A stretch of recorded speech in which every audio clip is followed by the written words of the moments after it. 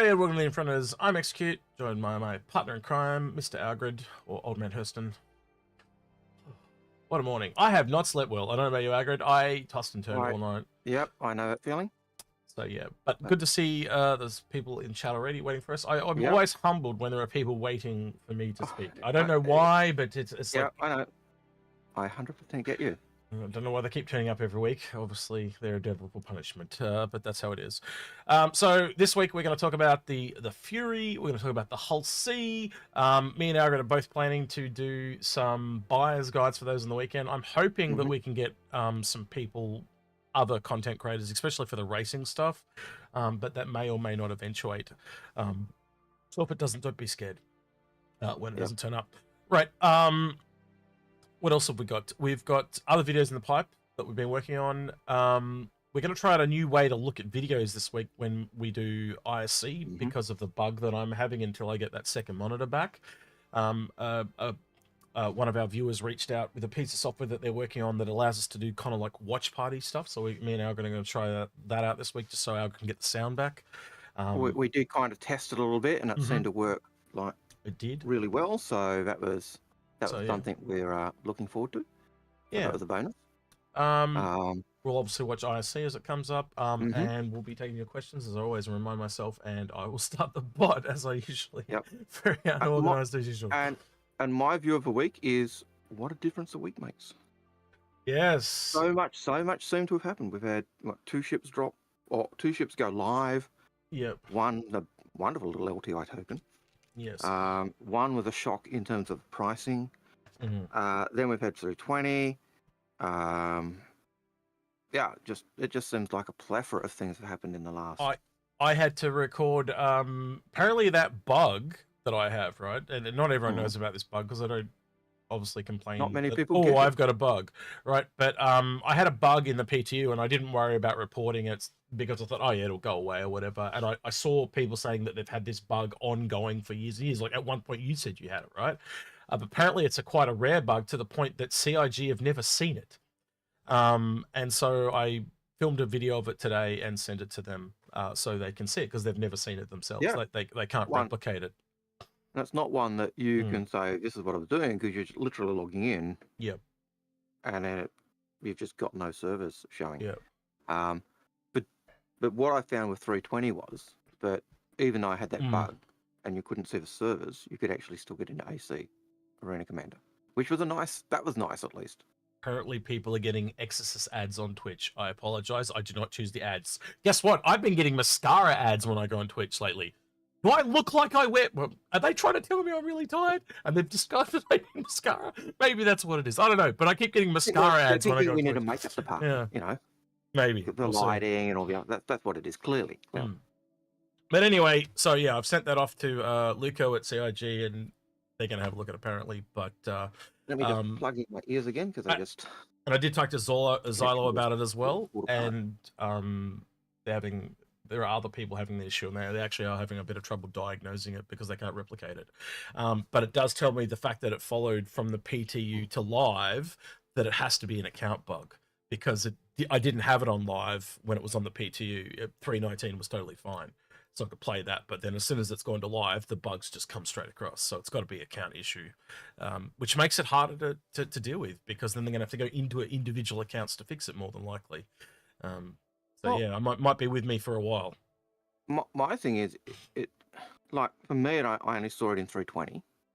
You only saw it in 320. If people have been experiencing it, if people have been experiencing it before 320, then clearly it's an account bug.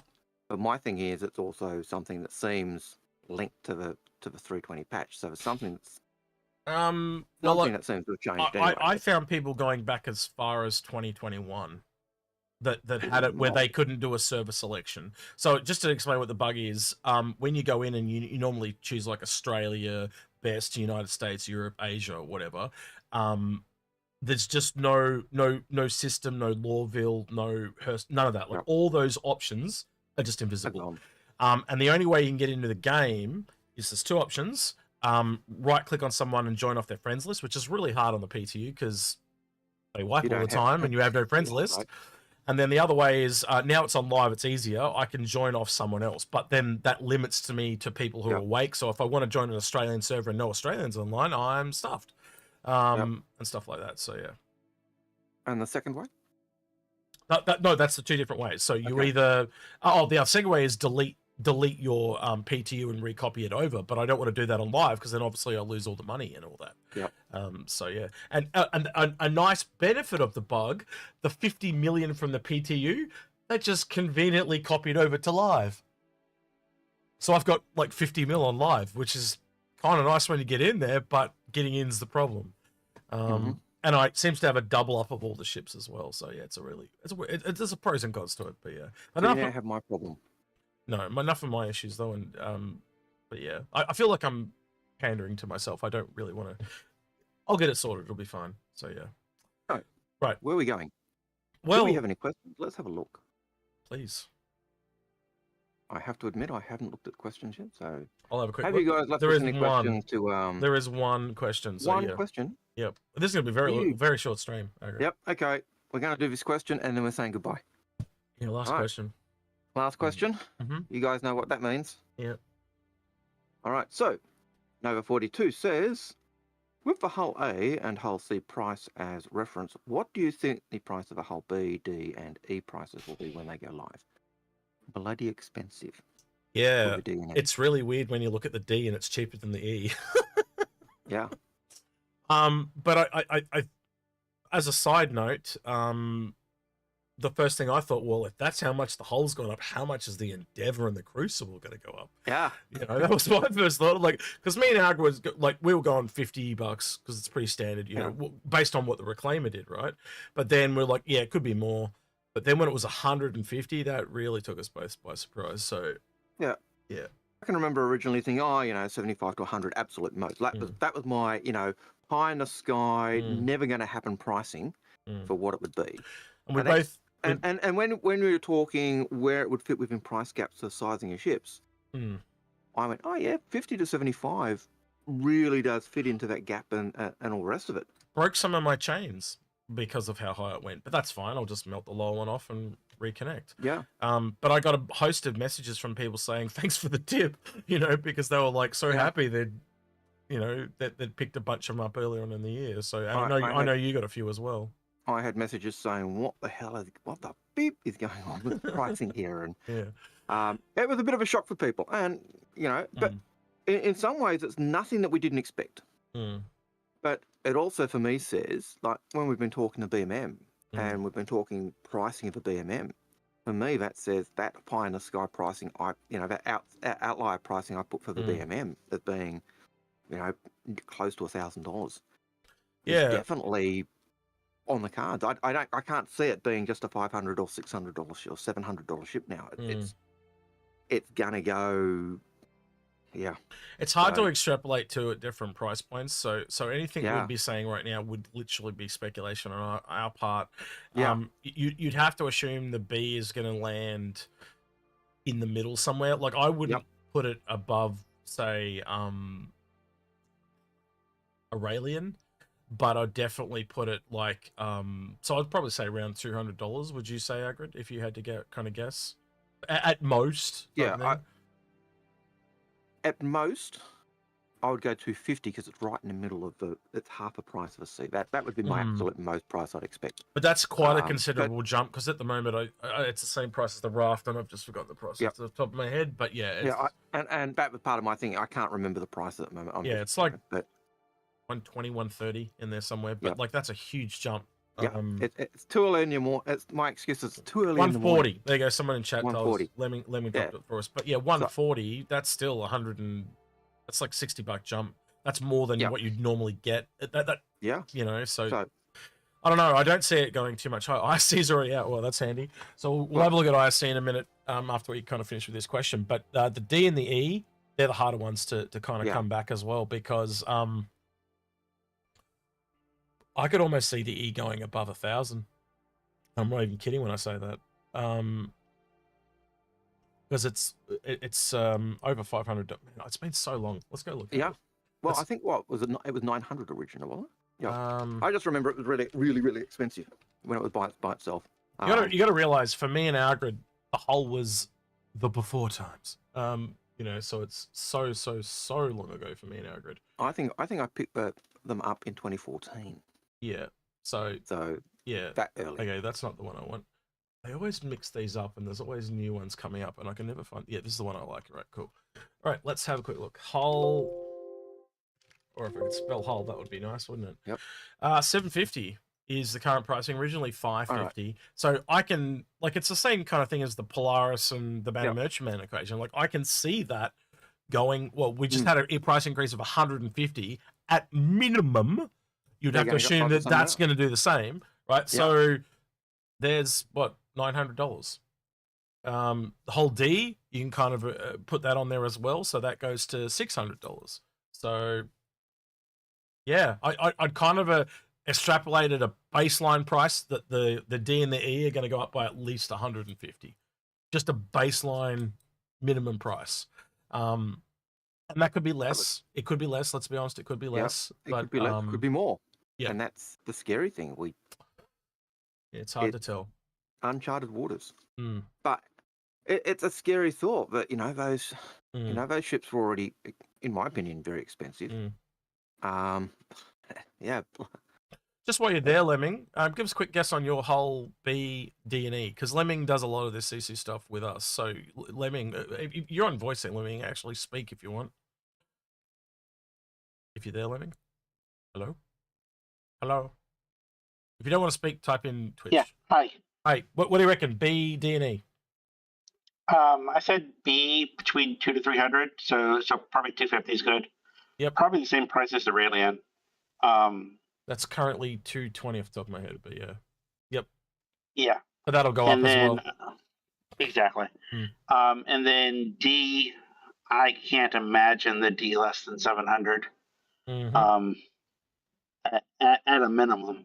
And then E could go over 1,000 easily.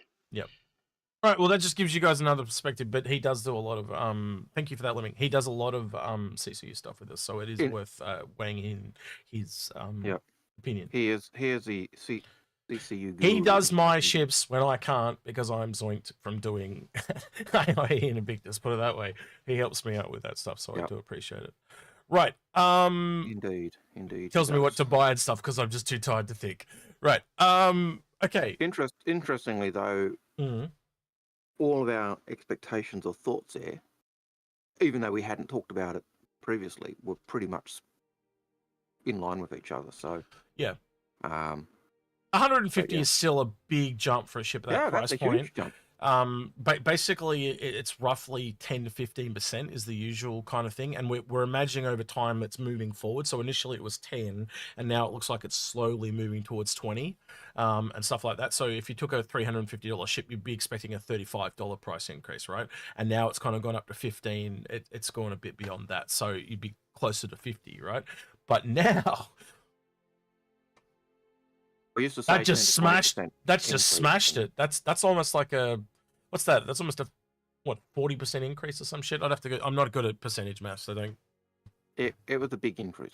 Someone will work out the percentage and drop it in chat and let you know. Anyways, so all right, I'm gonna go grab this ISC Algared real quickly. So do you want to do one more question if there's one there while I get this set up? There is another question there. Yeah. Question from Solomon the Vengeful.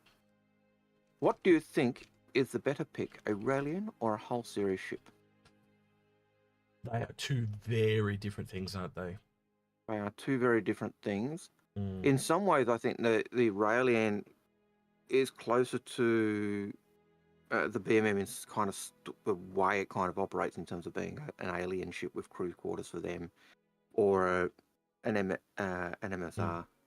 Lemming said 40% increase. It was, so yeah.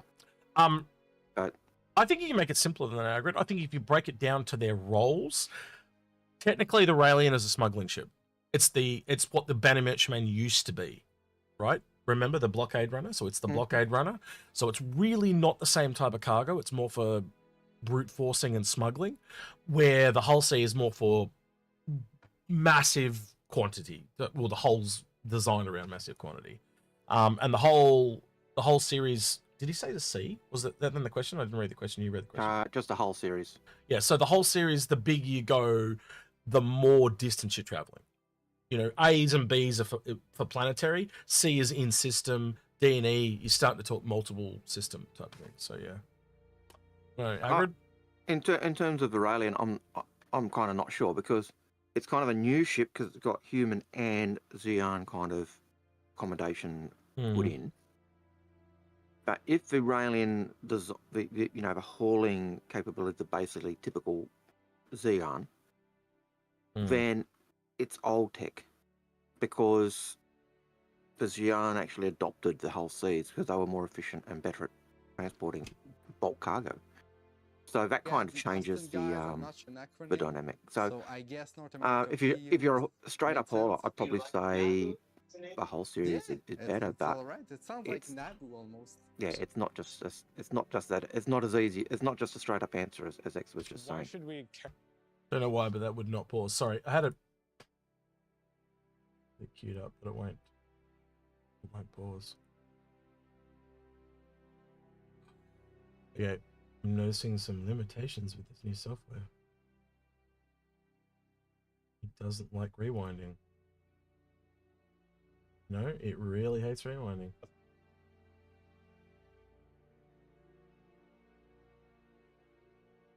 Or why should you care about cargo? Or why should you care about cargo? And to You there, Algared, or not? Yeah. Let's do another question. At Intel PU, we Yep. had the Austin guys. I'm also trying to get Rave working for me too. Yeah. you have all of this. It just doesn't want to and I think pause. this made sense. Do you like Naboo? with Finally starting to load. Naboo. Yeah, I'm gonna have to close this down, Algared. It's just making a lot of noise and it won't rewind. Alright. So I'm just gonna have to do it the old way. Sorry, I don't know what's going on there. It just doesn't want to do. So not gonna try. No, I'm not gonna try No? it. It's Okay. just going all over the place and making noise. So people were hearing all that, and it was just going all over the place. So it's not working for me all of a sudden. Don't know why. So I'm just gonna go back to the old way. I can try again. It was working. And It was working totally fine, but now it just won't rewind, and it's driving me mental. But I'll try one more time. But you got to remember, we're doing this live, and everyone's sitting there waiting. So the link, by the way, is exactly the same as the other day. Was it okay? So yeah, can you take another question while I'm doing this, please? Yep. Got to get the page up again because I was in the page where the link was. All right, next question was from Luminaria. Honest opinion on the new hull. A, as in opinions on interior and exterior, not price. Sorry, what was that again? What was the ship? What are your thoughts on the hull C? Not the price, but the interior, exterior, etc., etc. Well, I like how it works and all that, and I like the idea of it, and I think it will be a real boon for the economy. But it's just gonna, it's gonna take a while till that's kind of in place. Like to call it. Yep. Yeah. That actually start up again. There you go. Perfect. All right, you in? Yep. All yeah, right. it didn't even do anything. It just started up. It's really weird. It seems to kind of play on its own. Anyway, I don't know. We'll have to talk to him after this because I don't think this is going to work in the long run, but we'll see. All right. So this is Rave. We're going to full screen it. I'm trying to rewind it, but it don't like to rewind. So we'll try playing it. It was like USPU before. We had Intel PU. We had the Austin guys. I'm not sure if they had an acronym. So I guess North America PU is made sense. Do you like Naboo? Yeah, it's all right. It sounds like Naboo almost. why should we care about cargo? Or why should you care about cargo? And to me, the answer is because I never thought of Star Citizen as just FPS. In fact, I would say the thing that makes me the most excited about Star Citizen is that it's a whole world of people who have their own ambitions and goals, and they're interested in different things. And to me, cargo represents a way to get into the world, to play with your friends in order to engage with other players, even in this dynamic way. You have all of this player interaction that comes around hauling the cargo, dealing with pirates, hiring people to defend yourself from pirates. And it generates this whole kind of economy and simulation of player interactivity. And I think this kind of thing is at the root of what makes Star Citizen special. Today in the game, we've had all of this, what I call instantaneous cargo. When you're in the real physical world, things don't just appear and disappear in your car. I want to just kind of right on the back of what that guy said there. That kind of it's very much this game is in its infancy. We just don't have enough interconnected stuff. And what he's describing there is exactly what I'm interested in. Like all the different interconnected things and different people doing different things. That's the thing. Like this game's going to be so big. Algared and I've talked about this. You're not going to be able to have someone that does all these guides for the game because every area is going to be so big. You're almost going to need a person for each part of it. The thing that one of the things that actually drew me into the game early on, like really made me go, not just I'm interested in this game because it's a wing commander freelancer type, you know, heir apparent made by the same guy, which that for me was huge. But what sold me on the game was the very first time I went through and was looking at the Matrix of Lies, and there was the Hull C and the Surveyor and the Reclaimer.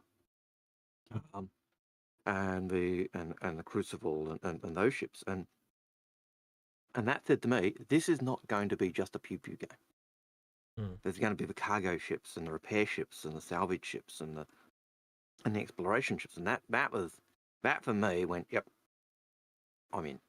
And I think a lot of people have got behind that industrial gameplay too, because it changes how it's going to work quite drastically. Because we've let's be honest, just in the way the game is now, it just shows you how kind of low down the totem pole combat is. It's easy to implement, you know, but it's why they haven't done these type of industrial gameplays in other games before, because it's just so much extra work to get all the different things. So yeah. All right, I'll play it again. Person going to Costco, they don't just click on a few, it magically appear at the back trunk of their car. That kind of magic way of opening inventory is going to disappear, and it's going to become that warehouse inventory. With these new changes with the freight platform and the cargo grid and inventory container boxes and needing to move things manually with the tractor beam, it is going to add a certain amount of friction into that whole experience. The benefit of manual loading is really that you get to choose how you organize your cargo and how you get to load it on your ship. You know, you've got one guy that's loading the bigger boxes with the vehicles. You have your other friend that's loading in, you know, your ship weapons. Another maybe is loading up commodities for a long haul. And you can organize that, snap everything to the cargo grid, tractor beam it onto your ship, and head out with your friends for an adventure across the verse. So a little interesting thing there is it was talking about loading in the ammo and stuff like that. But I don't think we've ever kind of seen that confirmed where you can run around and put the ammo in. Now, we did have missiles and that there, but like, do you honestly see them stopping in the middle of a fight to reload missile? Well, even after a fight, you'd have to go out. Like, how long would that take to put the missiles back on?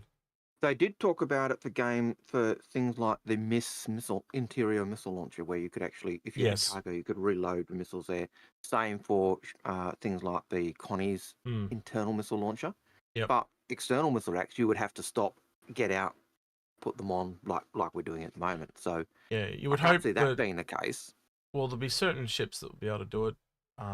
The ones you mentioned, I think there's a few others as well. Yeah, you're right. It ties in with the things you've been saying you're looking forward to with the Perseus. Yeah. We've got the guys running with the different types of ammo to restock the guns. I know. That is literally that type of idea that he's talking about.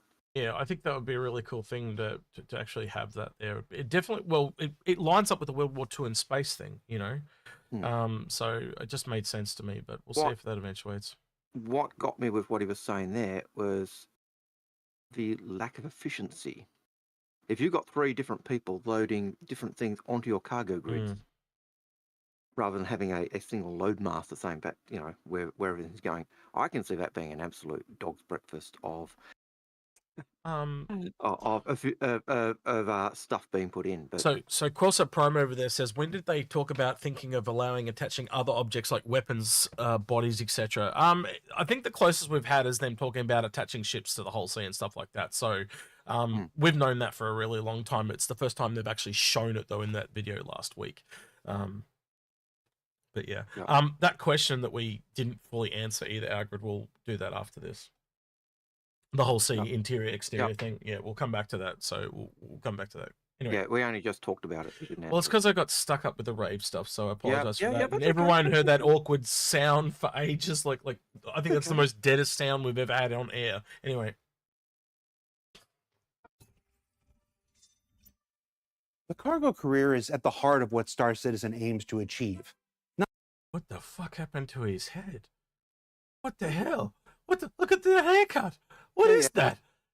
That's like Ray Martin, Algared. You'd get the reference. Look, he's got a Ray Martin haircut. What the hell? It's like a piece of plastic sitting on his head. That's what's he done?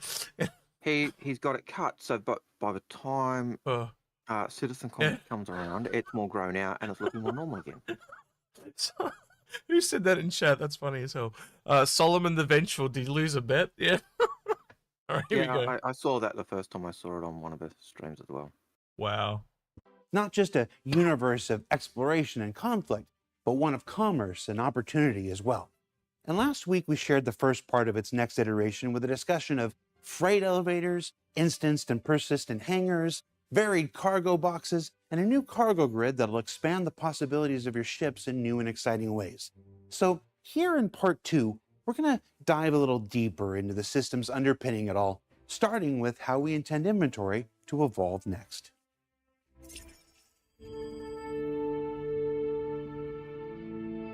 And speaking of inventory changes, this leads us to what I think is one of the other very big transformations that's happening with these new sets of features. So instead of having something like a magical bag of holding, you actually have a place where you can go to put your items, to store them, and you know that it's safe while you go out and do future travels.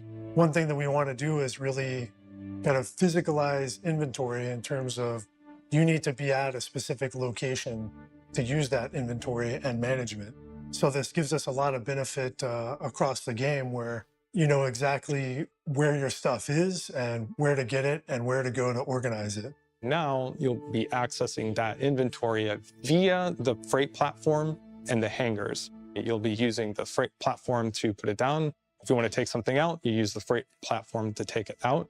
And you can use these inventory container boxes that I mentioned previously in order to optimize that kind of hauling. Let's say you realize you have a lot of guns that you want to take with you.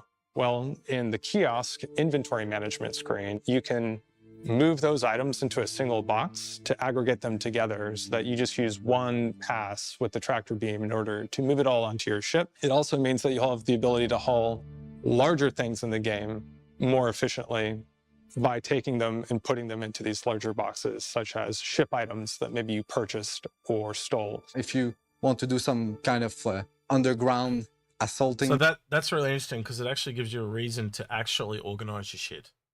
So it actually works from them from a point of view that it makes the game more optimized because you've got less small shit, right? Yep. So there's essentially I'm brain farting in the term entities. There's less entities, right? So therefore it makes it run more smooth from a server perspective, but it also makes it more smoother for you. That's what he's saying there. I find that really cool. From my point of view, they're encouraging you to be cleaner.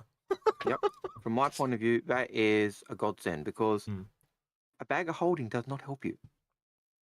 I can never find anything in my inventories because I've actually got to go in and, even when I do the, where you go in and do the filter and just look at undersuits. I've got screens of undersuits, it's finding stuff is a nightmare. So that is like, oh yes, please. So yeah. Just because Algared mentioned it, give me 2 seconds. I was hoping he would fill the dead air until I found it. Okay, so. But he didn't. Well, but I found it. I'm sorry, I finished the point, but But I just thought it was an interesting point. The bag of holding's actually on Kickstarter at the moment. They these are the guys that used to make the bag of holding, and they've brought it back onto Kickstarter. So if you want to get yourself a bag of holding, you got 13 more days to go. But yeah, they were the game to have back in the day. They hold a full board game.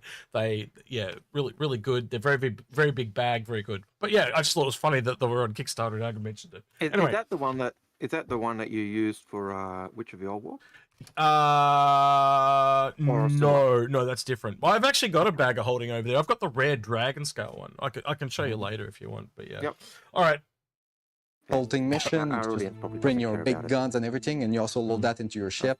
So everything's going to be really physicalized and no more kind of magic stuff popping here and there. In addition to the freight platform access, we want to give players the ability to access smaller items without having to go to a hangar. And for this, we're going to add some kind of what I call an item bank. And this is just like a secure box kind of access point in the landing zone, so that you don't have to go to a hangar, and it'll look very similar to the other personal inventory interactions. And you can move smaller items around there, such as handguns or meta pins. But again, tying it to a physical location in the game and getting rid of this kind of magic. We're taking that and also applying it to the inventory in the vehicles. Right now in the game, you can hit I while you're inside of a vehicle, and you'll see a similar kind of invisible magical inventory for the vehicle. We're going to be getting rid of that and instead replacing it with a combination of access points like glove compartments in the ship, as well as those inventory container boxes, so that you'll still be able to. So that is literally almost physicalizing the ship's inventory. Yep. Because like you said, glove boxes and shit like that. So that's interesting, because that now makes it so certain ships that have like a really big cargo area can hold physically larger items. But it might say something like I'm going to make something up here. So let's say it says 10 SCU, and that could technically hold a mole, but because it's all split up, it can't hold a mole. You know what I mean? It draws into things like all those hangar lockers become actual real usable spaces and places that have to be used. Here's a good example. We were talking about the Raelian before. The Raelian has lots of smaller little pods. It doesn't have the big ones like a hull does, like the 32. So that's going to be at a disadvantage.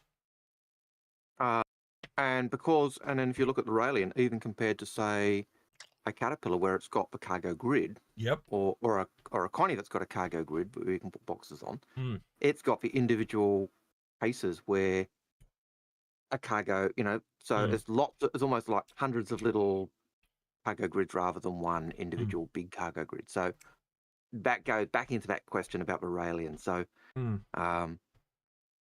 which I think is why the Xeon like the whole series better than their own stuff, because that's a law reason rather than anything else. But yeah. Well, look, just a side note to the Raelian too. We still don't know what the process is traveling between human and Zion space. It's one of the things me and Algared talked about. Like, do you have to convert cargo over to their system? Like, because their system, these small pods. So therefore, every time you travel into Zion space, that's like, well, you can't use your cargo shit because it doesn't work on our cranes. You've got to use these ones. So is there a special process every time you travel into Zion space where you've got to stop at some kind of way station and convert your cargo over? Unless you're using a hull, because exactly like the Xeon because they like them. Exactly. So again, just raise that changes. So yeah, there's a whole host of things. But you'll remember also when we looked at ships like the vehicles, like the Mole, and they had all those little drawers for stuff. Yep. This type of what they're talking about really ties into all those little drawers and storage places that we saw there. Even on the most simple level, the Dragonfly has 2 1/4 SCU containers. Yep. But that is half an SCU, but you can't carry a full size half. Do you know what I mean? It only does 2/4. So there's a disadvantage there. You now start to see really quickly they can now balance this cargo as a gameplay term. Yeah. Now the Dragonfly actually has cargo usage because you can actually you'll be able to put stuff into there. So it's almost like the Caterpillar versus the Hercules series. Because the Hercules is one big massive bay and the Caterpillars is all little cut up segments, you're never going to be able to quite fit the biggest things. Yeah, but we're talking on a much more macro level now, aren't we? So yeah, interesting. what you just described there is almost the same thing as I was describing with Aurelian versus Yeah. the whole sea, isn't it? Or, Yeah, exactly. Or ones with a big cargo pad. So anyway, let's continue. Personal items and larger parts between locations in the game, but you'll have to do it in a way that's physically tied to actual entities that are attached to the cargo grid, as well as exposing it in a way for people to be able to reclaim them from a wreckage or maybe even pirate.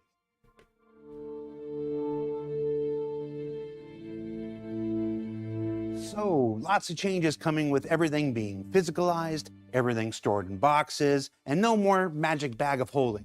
But how will you inventory your inventory? Well, that's where the new hangar kiosk comes into play. Freight elevators are going to be implemented as an access point inside of player hangars, and you'll use a kiosk to interact with the freight platform in order to call things up from your inventory or to put things into your inventory. The player controls the freight elevator through the freight elevator kiosk because we have to coordinate between 3 different doors. The kiosk is what determines when the door should open, when the door should close, when the cargo get loaded and all that stuff. So that is the physical thing that's basically going to bring up cargo for you and then also like take cargo from you when you sell it. The kiosk is going to be the center point of the hangar. This is really where you'll manage everything. So it's not just the cargo stuff that you manage through the kiosk. You will be able to manage your inventory, basically bringing up the stuff, sending it back. It's also going to be those small items. You also going to have some sort of inventory box that you will be able to interact with, to put stuff in it. Basically, everything is going to go through that kiosk. So everything is central to the kiosk. It's easy to see how all of this will redefine the open sandbox experience at the core of Star Citizen's persistent universe. But what if a cargo career isn't for you? What if you just like to run the occasional mission, don't want to spend your time loading boxes, or prefer speculating on the market economy around it all? Well, the purview of NAPU is to construe for you, too. We are going to have missions in the game that latch on to this. So for example, you'll be able to take a mission where a corporation like Crusader will ask you to haul their cargo for them. And this is an opportunity for players to engage with this kind of gameplay of hauling and manual loading without having such a large investment in the game. Right now, cargo has largely been required to have a large investment, speculation, and risk on the part of the players. And where we're going is we're going to be reducing that risk for certain sets of players who don't want to engage with that kind of speculation, while still allowing them to have this kind of fun, manual loading, kind of packing experience. On the other hand, if the thing that you are more interested in is that kind of speculation and that kind of trading and wheeling and dealing and trying to just cut the best profit, we are still going to have a certain amount of automated loading in the game. It just won't be instantaneous. You'll have to use a service. It'll cost. Yeah, I was going to say, Agro, what if they actually had it so you could just, like, if I'm like a broker, I can just be in the back pulling all the strings, getting people to move cargo for me, and I'm not even running the cargo. NPCs could be doing it. Other players could be doing it, but I'm making all the profit because I'm the one that's playing the market. If I remember correctly, that was kind of, well, I got the impression that's what Hayes used to kind of see himself as. Yeah. He had the whole ease for that, but his view was, yeah, I'll have other people doing the trade runs and selling that cargo. So, I could also see, and one of the complaints I've often heard is, you know, I've got to buy the cargo myself. We don't have proper cargo runs. It's just personal speculation. Well, it almost puts a step in there, doesn't it? So, yeah, so it's not just a small ship, but you can have. Well, the ship, initially you're doing cargo runs for other people, then you're doing cargo runs on your own, then you kind of go up to the next ship. It's almost like it's added an invisible ship between all the other ships. There's an even bigger step, because even if I'm doing cargo runs like Hull C's got too big a cargo to be able to run for me to fill it myself. But I could do a cargo run for the business, for Crusader, fill up 90% of my hull with their cargo, and 10% of a hull with my own. Exactly. And then sell that off. And one of the things that, if I look back in history and look at what used to happen, is crew used to have their crew lockers, and they could put little knickknacks of stuff they were going to sell or try and trade off. and they'd make their profits, but then it was apart from a cargo. So I could see this kind of mimicking history. Yeah, mimicking history, but also, you've got your main contract, but you've also got your small personal speculative aspect. So you could actually build into that speculation without great loss. Yeah, and you can kind of hedge your bets too. Like if you're not feeling it, like you think it's a bit too risky, you can, as you said, lower it down to like say 10%. But if you're feeling it, you can go right up to 100%. So it gives you a fair bit of wiggle room, actually. Now I think about it. All right. Time, you won't have access to your ship while it's being loaded. But, depending on the kinds of gameplay that you're looking for, if you enjoy that more physical kind of gameplay, we'll have that there for you. If you're more interested in just kind of profit trading, we'll also have a path for you there too. So I think in this kind of new world of cargo and all these new features that we're coming out with, we're trying to make sure that for all the people that are looking to play with this, that there's something there for them. And of course, all of this comes with a large amount of economy tuning that's going to need to rebalance things now that we have physicalized movement, guaranteed friction on the transactions. So all of these things we can use to rebalance it and hopefully make it to where if you're interested in taking high risks, there's a path for you to maybe get a better profit. Vice versa, if you don't want to, there's still a way for you to be able to play the game and not be overly punished. That's going to be an ongoing endeavor, and we'll talk more about that as we get closer to release. So lots of changes coming to Star Citizen with the work being done by the North America Persistent Universe team. So let's go ahead and let them bring it all home and see if we can't maybe just sneak in one more tiny, big addition people have been waiting for too. Another big thing that we're working on is unique item recovery.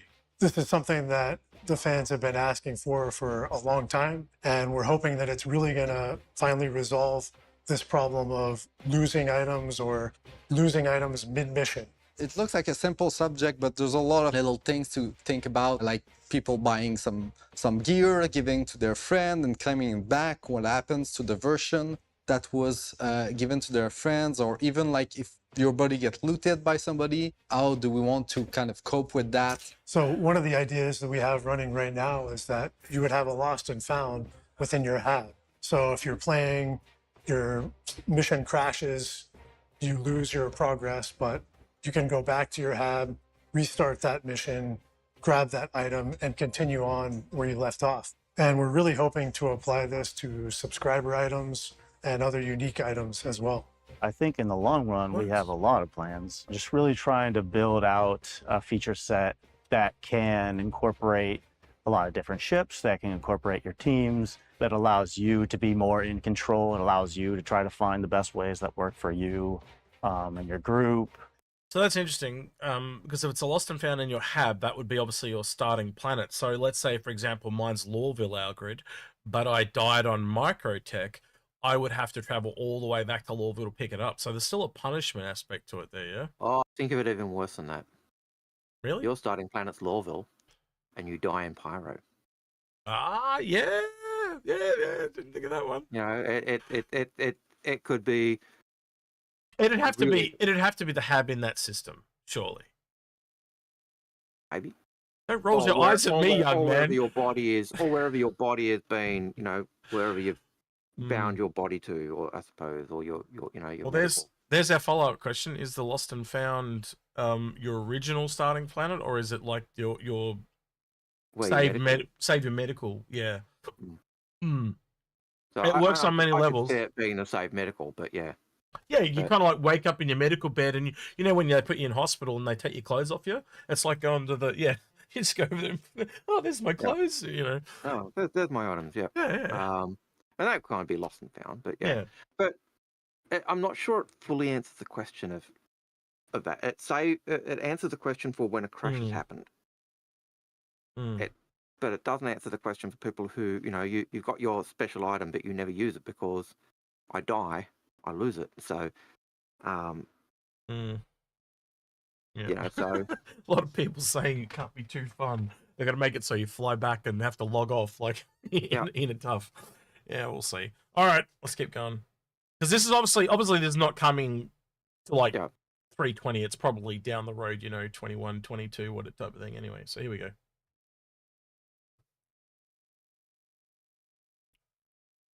Or not. Okay. Play button. And You now, broke it. and now it's not playing. Oh god. But it was working totally fine, and this software's just going to shit. Oh, Our there we go. universe is big. We're going to keep building more systems, more planets, and we really want to find a way to make that exciting. We want to have you take goods from one planet to the other, explore places that you haven't seen, loading up, organizing all of your gear, all of your equipment, having it snap to a grid, keeping everything safe. Sorry, Algared, did you see that? Yeah. It was that was Planet Pico. Planet Like an Pico, entire planet. Yeah. What the fuck? Yeah. That's obviously Project Archangel. Yeah. The one thing I see with this, part of big the play, Star sorry. Citizen, we want to go with the game. That is a summary of that we're working towards for physicalized cargo. Now, this is going to be an ongoing process, starting with the first set of changes coming out with 320, automated loading in with the whole C, and the new packing system that's coming out there. But we'll continue this work of adding these things like freight elevators, hangar instancing, persistent hangars, inventory containers, all of that, and continuing into subsequent releases. So I hope you enjoyed hearing about it, and I think I'll be back a few more times to get into more details about those things. I look forward to seeing what they're developing in the future, and then also showing it off to the community and team. So what did we learn in the last 2 weeks? Whew. Well, we learned that freight elevators will allow us to fulfill the dream of fully physicalized cargo. The instance hangars will give us the time to load and unload our ships without creating too many traffic jams. That persistent hangars will be the first real estate players can decorate and call their very own. That cargo boxes are expanding to hold all kinds of stuff from personal inventory to ship weapons to even some small vehicles themselves. That this all means a new way of storing and moving your inventory all around the galaxy. Utilizing the new hangar kiosk will certainly help. That everything from missions to economy will expand and rebalance to accommodate. Is he sounding like the guy from Monkey Island that sells the cars to you? Do you know the guy I'm talking about? I think he's doing he's doing the car salesman thing. I'm going to call lies. Yeah. Because at the moment, you're at Lawville. Where's all your equipment? At Lawville. If you go to Microtech, all your stuff's still at Lawville. So if you want to have your stuff, your local inventory from Lawville to Microtech, you've actually got to load it onto your ship and take it there. Yeah. So it's not the first instance of that. No, it's not. It's at the moment, I would say we're kind of tier is minus 0.1, and we're going to tier 0, if that makes sense. Yeah. And all of those things they're saying, they're stuff we're limited to now. Yes, we've got the bag of holding, but it's all at, like, my home's Lawville. Everything's at Lawville. But if I want to move stuff to Microtech, I've got to put it on my ship and take it there. This is just clarifying how it's done, and it's not just an infinite bag of holding on my ship. It's more. Do you know? SA just made a really good point in not exactly what he said, but like how you claim ships. What if you could just had a kiosk where you could claim your items back, your subscriber items, and then it's just on a timer? Yep, that works as well. Or pay an expedited alpha UEC price to get it back. And I'm pretty certain, like, people's concern is not necessarily the fact of I've got special items that I'll lose. It's this is a special item I bought that I'll lose. Yeah. And so as long I don't think people. I personally, I can only speak for myself at this point, but I wouldn't mind if I took my special armor out that I bought. I've lost it. I go into the kiosk. I go into the claim hangar. I have to claim it, but pay a. But Algared, it goes a little. It goes a little further though, because if you bought an armor, you can then insure it. You can even reclaim in-game ones. So, for example, you die, you wake up in hospital. You have to go out to the kiosk, and you can wear one of their sperm suits, or you can claim one and wait for it to respawn. And yes, obviously it's armor, so it's going to be a lot less, but if you've got to wait a minute, it's still a punishment. You know what I mean? I think that's the way to go. You've already got the system in there. You've already got the timers. You've already got the expedited feeds. It's all there. It's just porting armor over to the same thing as the ships. And surely that's, I don't know, maybe it's bigger than I think it is, but it's a system that's already there. Why not utilize that? Certainly for the stuff you're paying for. Like, and I could see that. But I could even cope with the stuff I paid for, paying a small alpha UEC cost in the reclaiming thing to get it done, which would be a UEC sync. And games like this are always looking for credit sync. So I could see that being a thing, but it's basically the same thing you're saying. But I know for me that would alleviate a lot of the fear, or not fear, but frustration if taking stuff out and then dying and then losing it. And all right, let's finish this. Let's finish this episode, and we'll.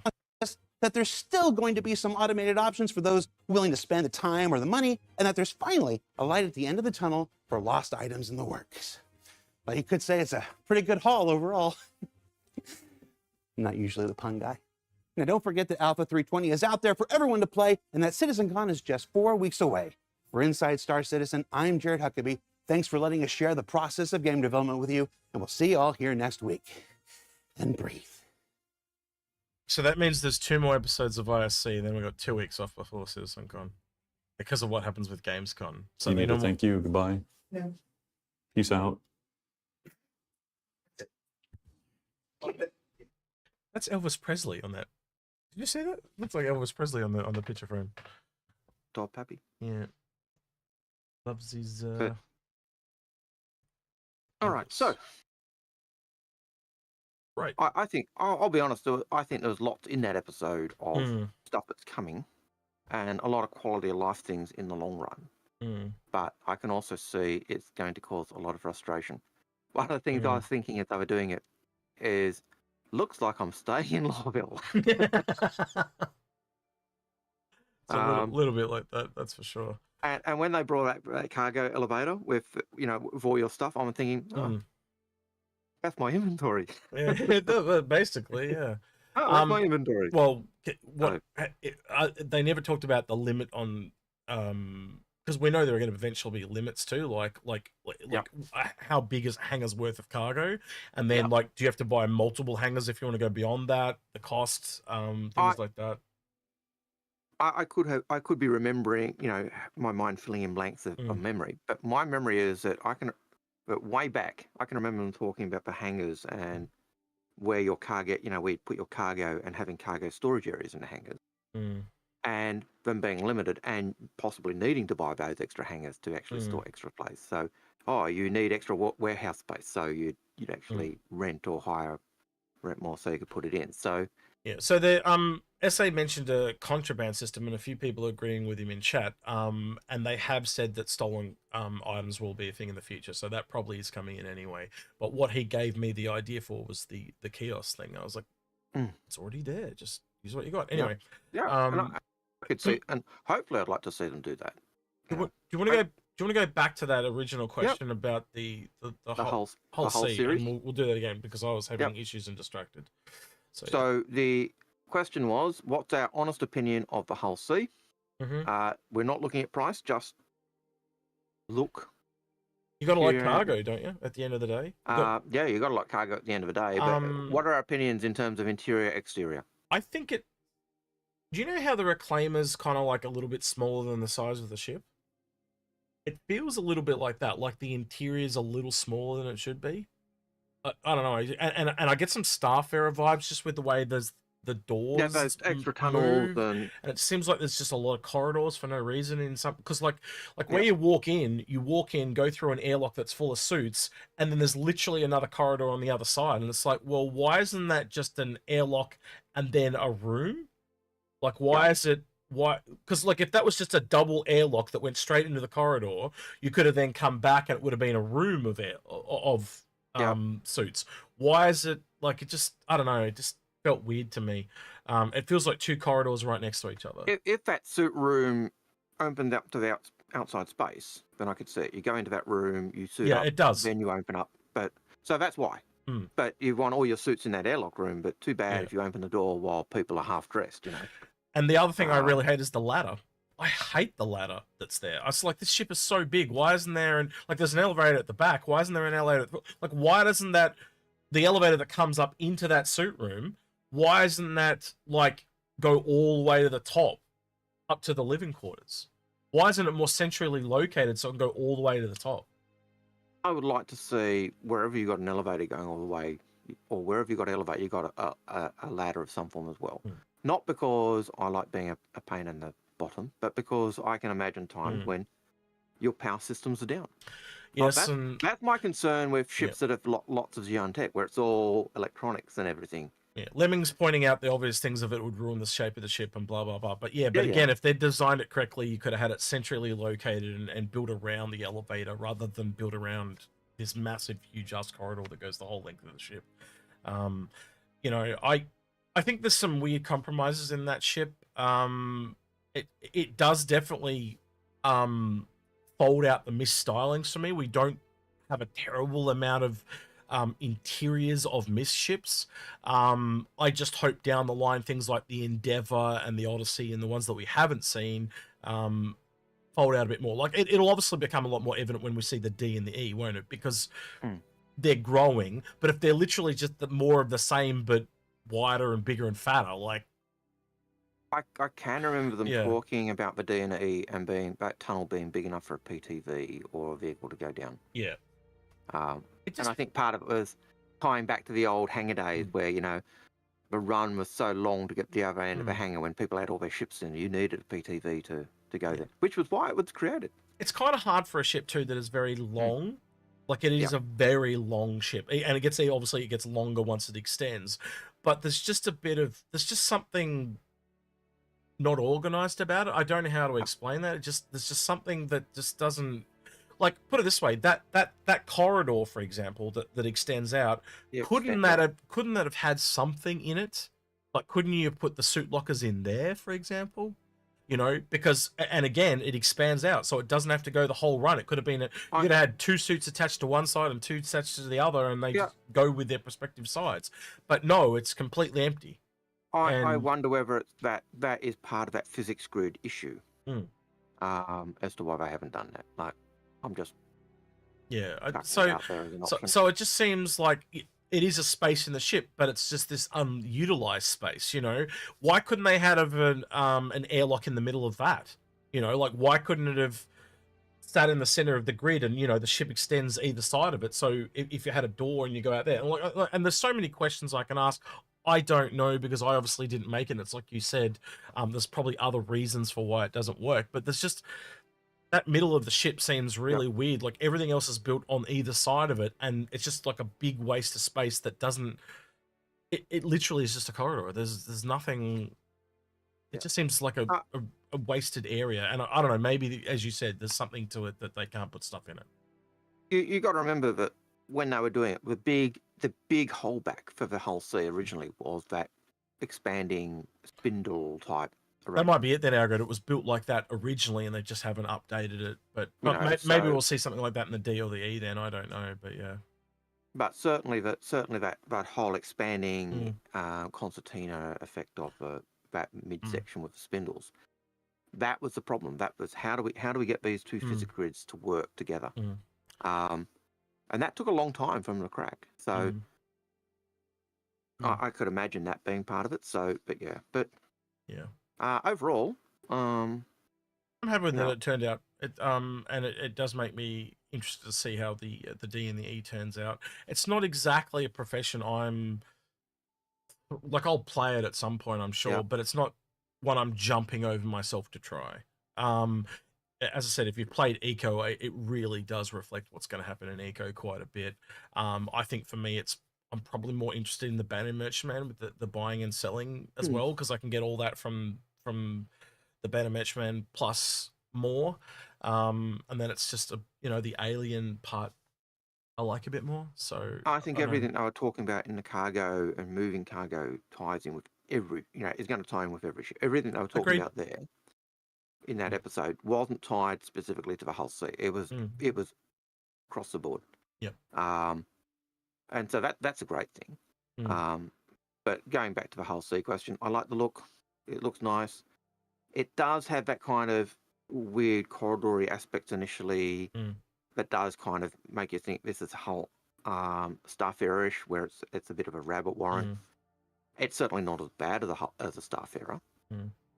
But it does, the lines felt crisp and clean. It did feel like a nice ship. It didn't feel grubby or anything like that. Do you think it's still a little bit on the older side? And what I mean by there's like an older MISC design. It feels Starfarish. Like, we'll put it this way, just to use a stark contrast, it doesn't feel like Mirai as an example. Like, it feels older. The Reliant feels newer as an example. Yeah, and it is. Remember, it is an old ship. It predates their agreement with the Xi'an. It was the ship that the Hull C and the hulls are the ships that work with their agreement. We'll let you use it. We'll let you build Hull series ships for your side, and we get some of your tech to put in our new ships. So it does predate that stuff. It is an older ship. So yeah, it makes sense for me to be like that. Yeah. Yeah, so Lemming makes the comment, Hull C needs to be a wake-up call to people wanting to solo ships. It's going to take a long time to get engineering. Yeah, like if it's literally a whole corridor. You'll have maybe NPCs, we'll see. Like I'm... Yep, or you've got your...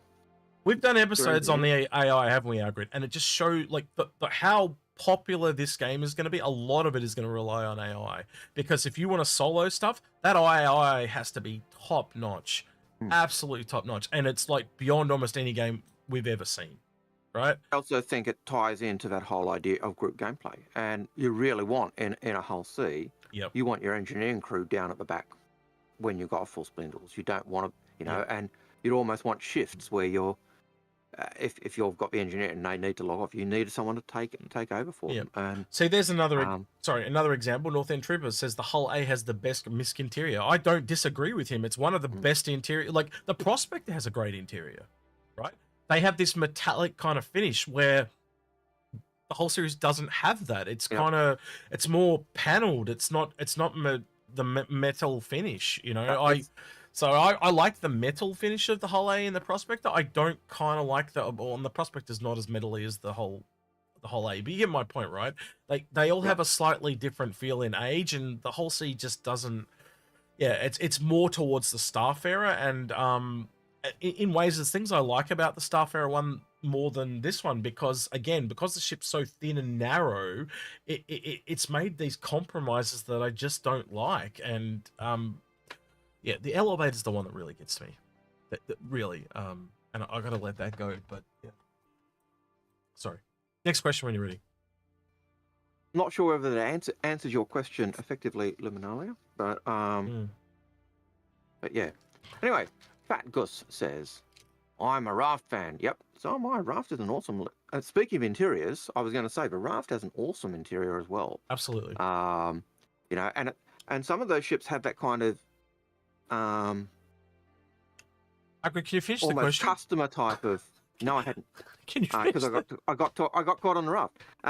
But some ships have that interior where it looks like it's for customers, and others have that interior that's for the workers. And the Rafts and those ships have that kind of the interior is kind of picking for the industrial worker. and I think what you're saying is the Hull's interior is kind of got that more. It's a more polished finish. So yeah. Anyway, so the Raft question was, what will its relevance be when it finally starts carrying cargo? What is its expected game loop, if not pure cargo handling? That's pretty much what we think it is. It's a sky crane. It'll have its use in moving cargo from, picking up cargo at outposts and moving them around. I could see it having value in helping. It looks like it's specifically designed for the Hull C specifically because it's the 3 cargoes abreast, and that's what it picks up and puts on. So it looks like it's tailored very specifically for working specifically at space stations like and Virginia and Everest and stuff like that. So it's a speed up. I don't think you'll see it so much like Algared said at outposts. I think you'll more likely see it at space stations. And I could see 100% see that, because you look at who makes the Raft. What are Argo known for? Logistics and loading and unloading. So you're more likely to see the MPUV and stuff like that at outposts, because that's whole A's, that as well. A's and B's, but you're more likely to see the Raft at the bigger ones working on the C's, D's, and E's. Yeah. Don't dispute that view at all. All right, so the next question is Eminent Shadow. Eminent Shadow says, predictions of price increase for other soon TM to be released concept ships. I think we kind of covered that at the beginning. No. There's a few there actually. So any that you know that are coming out this year. So the Santok is going to go up. The SRV is going to go up. Any of those ones that you know that are coming. It's probably, I'm going to be honest with you, it's probably too late to pick up the CCU unless you get it off the black market or the grey market. But yeah, I picked up SRV ones, I picked up Santok ones, and I picked up Hull C ones. Any that they tell you this will be the last chance to buy them before they go live, that means there's going to be a price bump. That's them warning you there's a price bump. Yep. And you're probably looking now, you know, as you said earlier, you know, it used to be 10%, it moved up to 15, it's now looking like it's creeping up to 20, 25, 30%. And they did tell us that, didn't they, Algared? Way back when they said the longer it comes, the more expensive the jump's going to be. Yeah, and they've always said that. Like that was from day one. I can, you know, when I joined, that was one of the things. It was almost, in a sense, a FOMO. You buy now or pay more later. That's why you can look back at older ships like the Crucible and the Endeavour, and they're $350, but we're telling you that they should be way higher than that. Yeah. And that's why we recommend them all the time, because they're clearly a ship that are stuck in the past, a past price, but as soon as that thing's updated, and I reckon easily they're going to double in value. Easily. Hell yeah. Yeah. And if anything is selling that point, every time, you know, Carrot came out, it kind of proved our point. The you know, every ship that's come out that's been one of those older ships. Well, that actually, you know, Algared, real quick, there's just go back over the two examples of game. The Carrot, it went from 350 to 600. We had the 890 jump that went from 650 to, what is it, 980? 980, I think, or 950 or something like that. Yeah.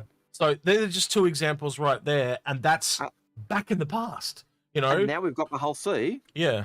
Which has gone from 350 to 500. So, it's only going to keep going, guys. So you can think we're crazy. I think we can get proven right again and again, Algared. You too. But why do we keep recommending those two ships? Because great value. Still at that concept price, and they're going to go up. Yeah, and even if that's not exactly the ship you want, it means you like it is a huge ass gamble in this part that I'm about to say, right? There may be a room there for you to jump to something bigger. You know what I mean? And I'm not saying you will, but you might get stuck with it, right? So you might get stuck with it because it goes over 1,000 or whatever. But if you get stuck with it, it's still a very cheap ship for what you're getting, right? So if and especially things like the Endeavour where you get so much gameplay in one ship, and we know it's going to grow and stuff like that. There's nothing to say that you can't event, because one of the things they talked about, Algared, and this is not confirmed, right? But it's ones they've talked about, is eventually be able to sell your ships to other players. So essentially, if you did have an Endeavour, hopefully in the future, so I'm kind of they have said this, but it's not confirmed. They wanted you to be able to sell your ships to other people, so you could buy an Endeavour and essentially turn it into credits in the future. Hopefully. Even if you're looking at that, you buy an Endeavour now, $350. It's $300 value in your hangar. Yeah. It goes up in value on the store to over $1,000. Yeah. In your hangar, it's still only a $350 ship, which does mean you could still sell it on the grey market. Not to mention Warbond CCs and that, so you can get down even lower. That's the crazy thing.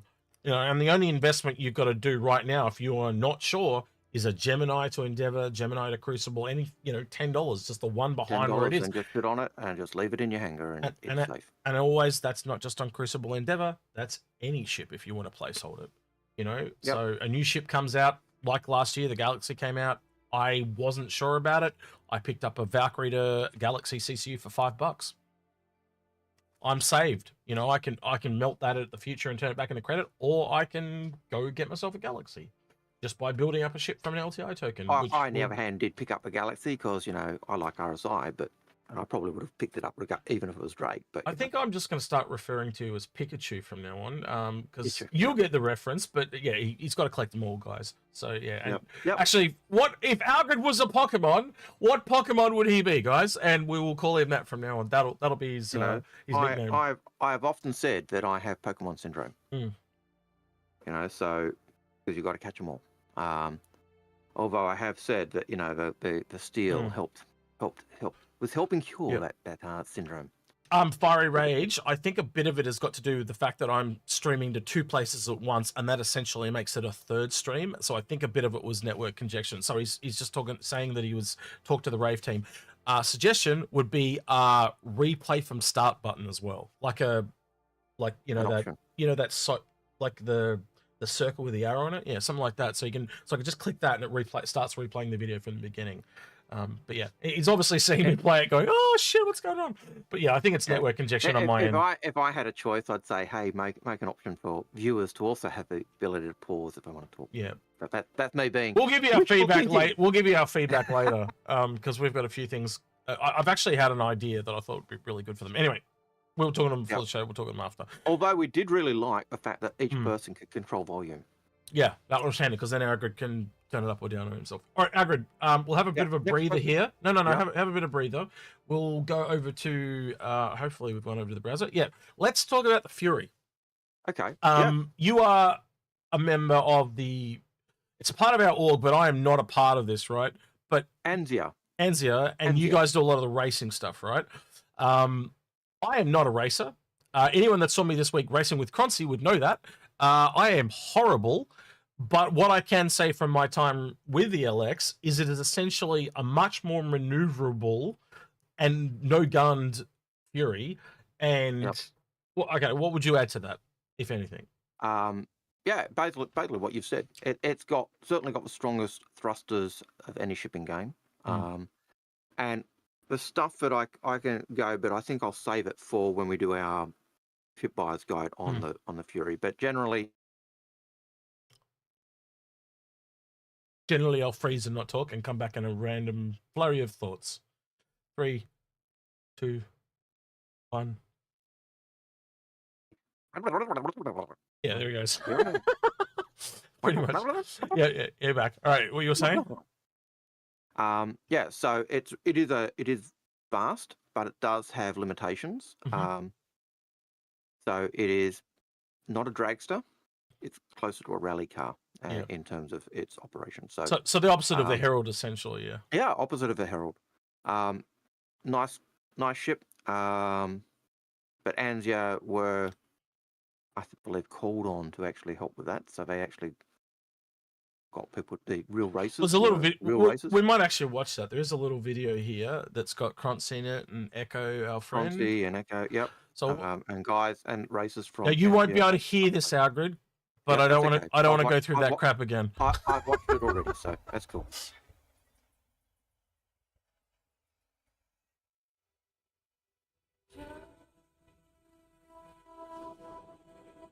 Ever since I was a kid, I've wanted to go fast. So that was Croncy. It's not about just a hairpin or two. It's really about that sequence and finding the potential of the thing I'm controlling. Being in the cockpit, you start to forget what your body's doing. You become one with the machine. Racing in general, I think it's kind of becoming an art. Got split decisions to make. You got to be fast.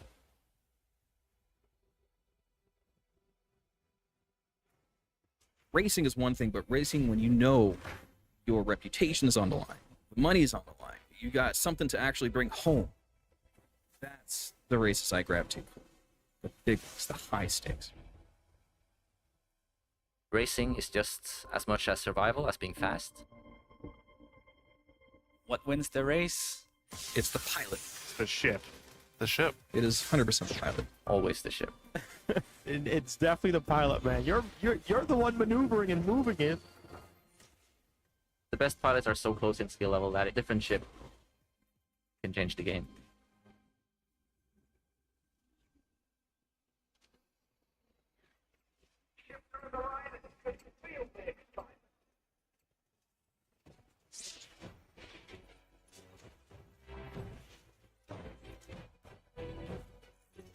Only from Mirai. I want to know who the actor is they got for that voice. But yeah, so a few people in there. I actually do like the fact that they reached out to the community for that one.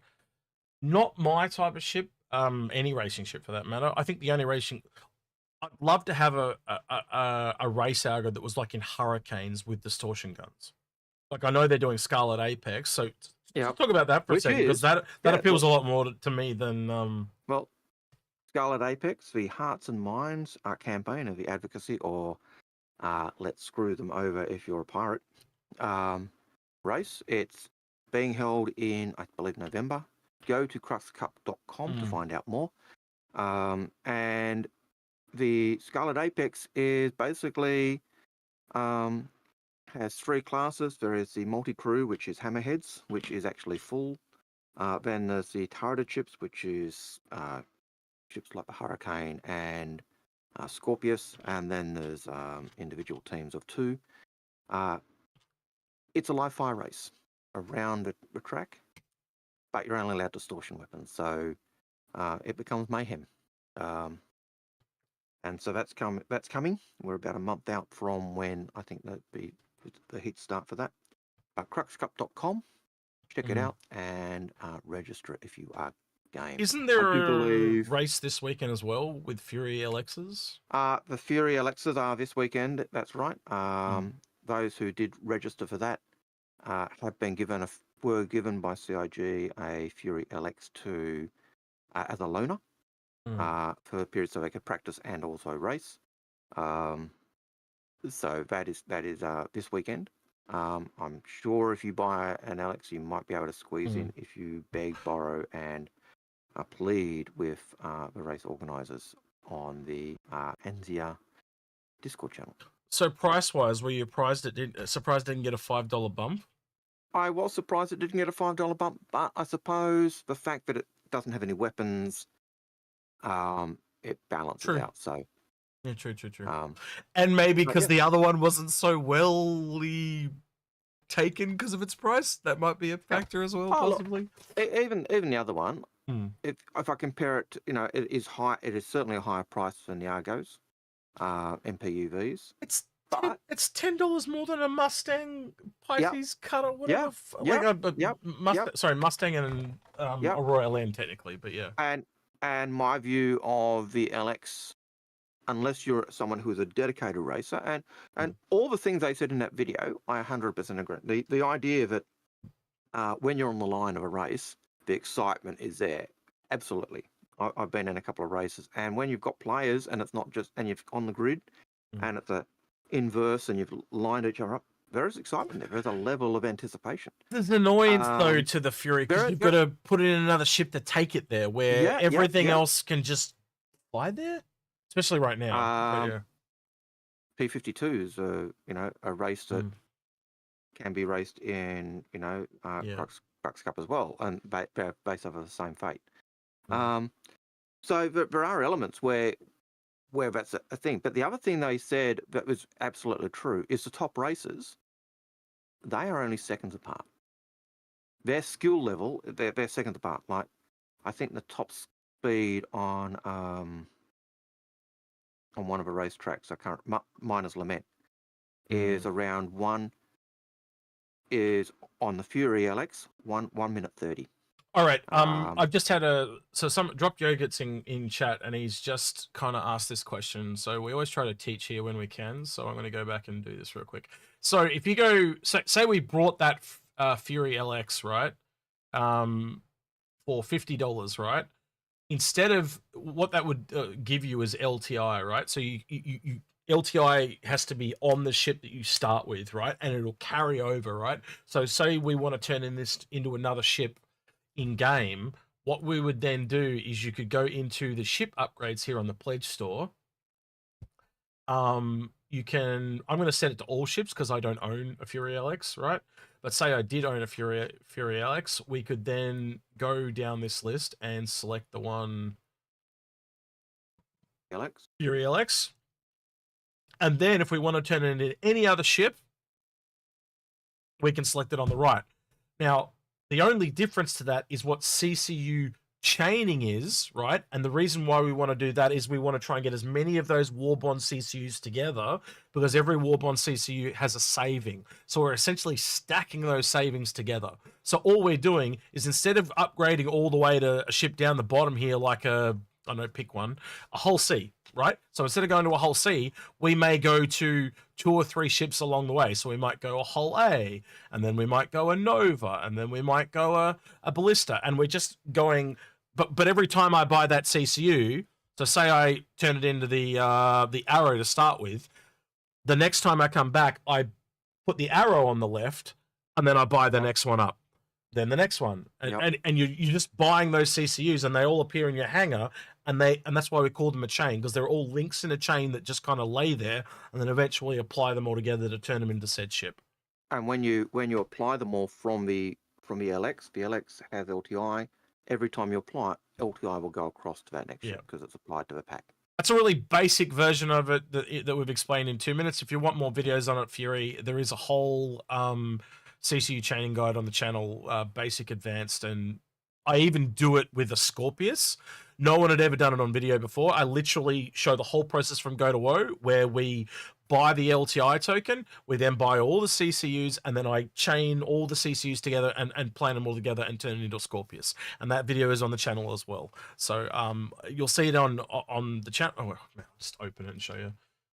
So if you go to our channel, and you go to playlists, it'll be this playlist here called CCU Guides, this one here.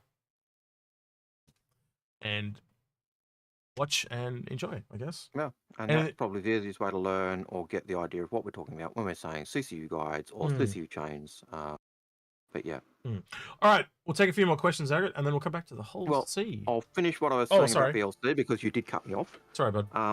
So the LC, at the moment, fastest time on Miner's Lament is 1 minute 30. Do you mean the LX? The LX, sorry. Fury LX, like 1 minute 30 around Miner's Lament, 1 minute 30. The ship that used to have that title or that value was the P52, 1 minute 42. Now those times were posted by Spleen, who was one of the racers in that. And so when they say in that thing that the ship, the races are so close together in time, the ship makes a difference. That is one of those examples where the ship has made a difference. So, yeah. I will. This is the cynic in me, right? I will say though, they have changed things in the past. Like things come out, they're awesome, and then they nerf the shit out of them. Now I'm not going to say they're going to do it here, but they may. That's all I'm going to say because we've seen it before. And one of the things that ANSI do is they actually constantly gathering that information and that data and putting in, and we can actually trace acceleration and speeds of ships from every patch from about, I think, 318 or 317 all the way through. It is good to see a more accessible racing ship though, and what I mean by that is price, because like a lot of the other, like take the 350R, that's like what, $150, you know. So the M50 is like $90. Traditionally, racing ships are more expensive than what they should be, and I think that's got a lot to do with similar to combat, as in they're available to use right now, so they're kind of a bit of a flavor of the last, I was gonna say the flavor of the month, but it's been a very long month when it's got into multiple years at this point. But you get my point. But so if you're a racer, VLX is a great ship. Otherwise, as I was going to say, and as you alluded to, it is a great LTI token, and that's what I saw the Furies as. Not necessarily a great ship, very overpriced for what it is, but as a start point for any LTI chain, great. Now I'm trying to preempt, because I've seen this, we see this one other year where the Ballista ended up being the cheapest LTI token, but I'm gonna swallow my own words here a bit, because we know the two Carter variants are coming, and they were both essentially finished on the roadmap because it says 2 variants. There's no other ships we know that are having 2 variants come at the same time, so you'd have to assume that they're at max $60, right? But what I was going to say is other years where we had a I can't remember what it was, something came out and it was like $40 as an LTI token, and then the Ballista was like $125. So my whole thing was, if you're thinking of buying ships at the AOE, but now I'm starting to think that you don't need to worry about that because of the cutter. What would you say? I don't think you do need to worry about an LTI token for AIE. I don't think you necessarily do, but if you're someone who knows you want to buy X number of ships, having an LTI token there is fine. And if if the cheaper one comes out, you can always melt those ones a cheaper one, and then use the credits to buy the links to. I'd say if you don't have an LTI token, so maybe pick one up, especially because CitizenCon's about to come. There's definitely going to be new ships at CitizenCon. Like if you want to get yourself a Spirit, as an example, you know, the Spirit's coming out, the SRV's coming out. You know, it's not going to hurt to put the $50 down now to get the L token and then upgrade into one of those. But also, if you think you might be wanting whatever the new ship is at CitizenCon or at the AIE, and I'm pretty sure the Cutter's going to come at AIE. I think we can safely take that bet. But the CitizenCon, maybe you might want an LTI token. But you and I have got ones in buyback. We're talking mainly about new players here, aren't we? Yeah. And I do have to stress, because it is a true thing. LTI is a convenience. It's not a necessity. Absolutely. It's only worth about $15, isn't it, Algared? Technically speaking, is what they charged for it back in the day. At best. You know, and so you don't need it.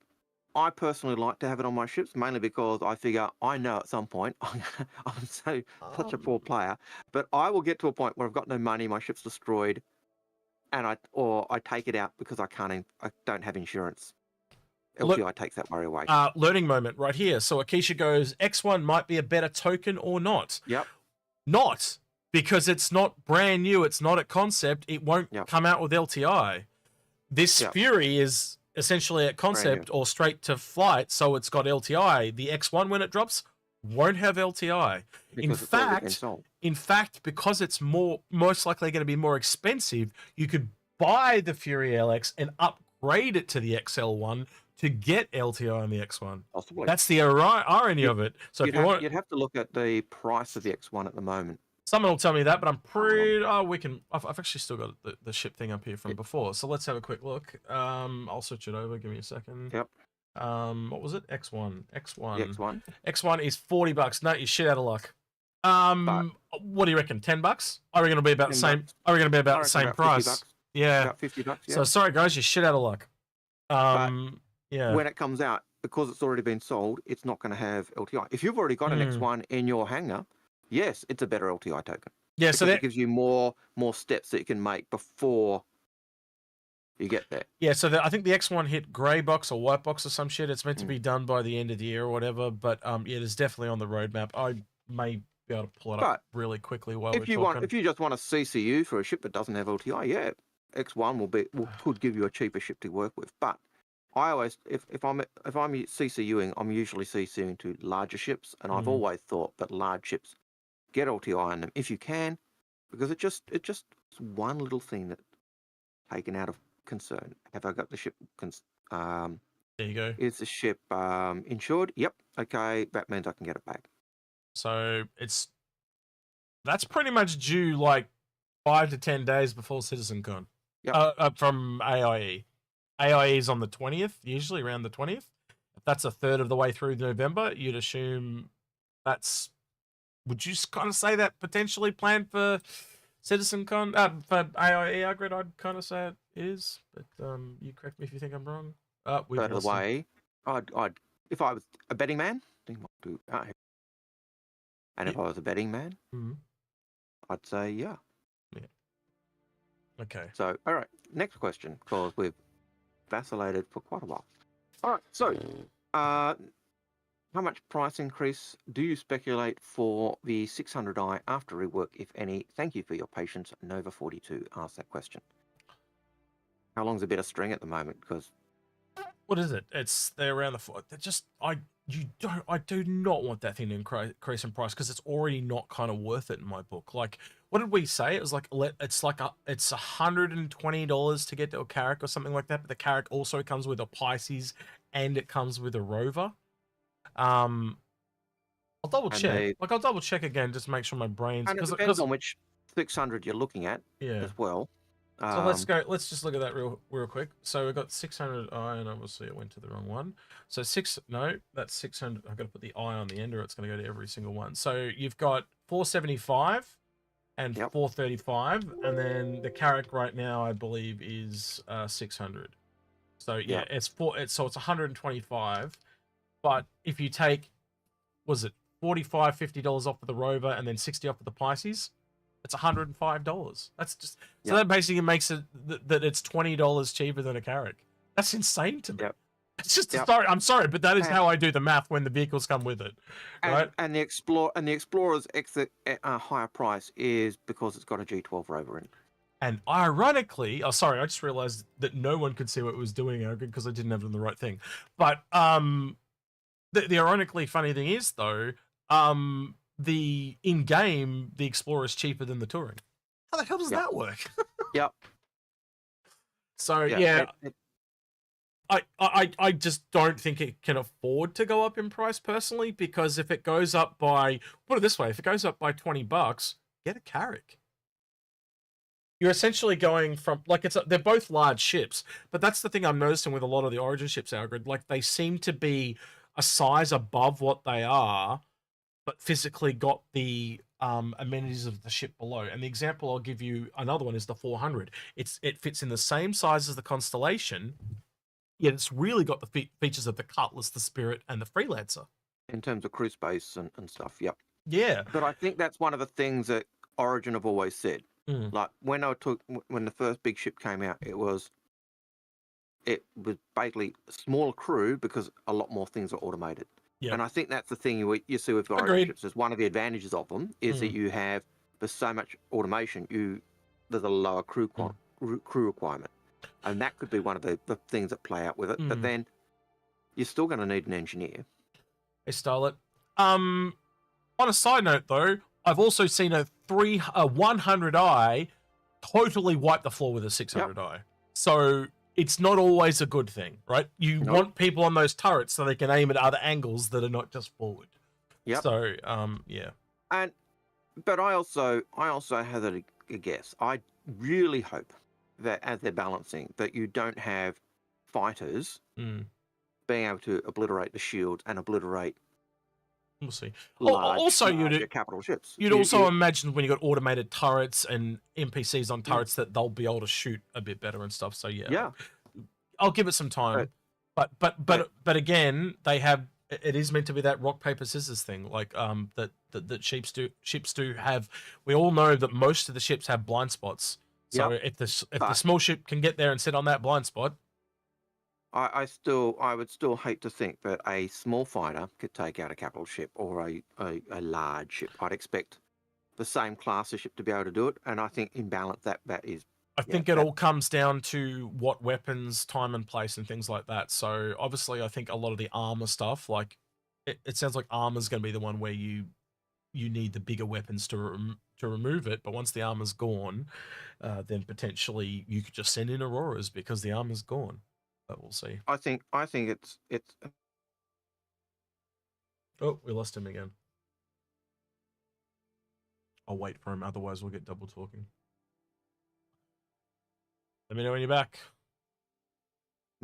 Frustrating. Yes. It is that time in the morning, though. I still don't like the idea. It is.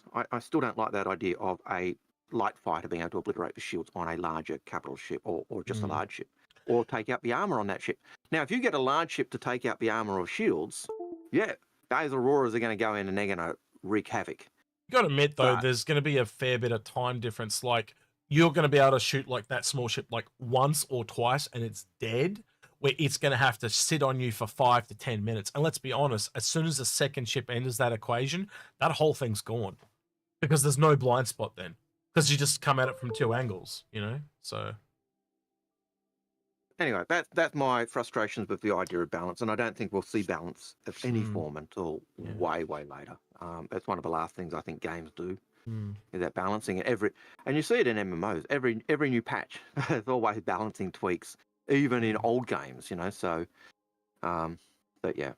Anyway, do you think this will also be an increase for the Kraken Merchantman? Of course.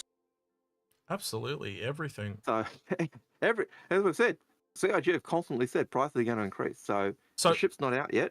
So when I interviewed Chris, and this has also been said after the fact, but basically the idea he gave, and you can see why he said it, is because of if you want an org ship, it's got to be purchasable by one person. So the analogy he gave me was Aurora will roughly stay the same. a Constellation will be about 5 times the value, and an Idris will probably be about 10 times as much.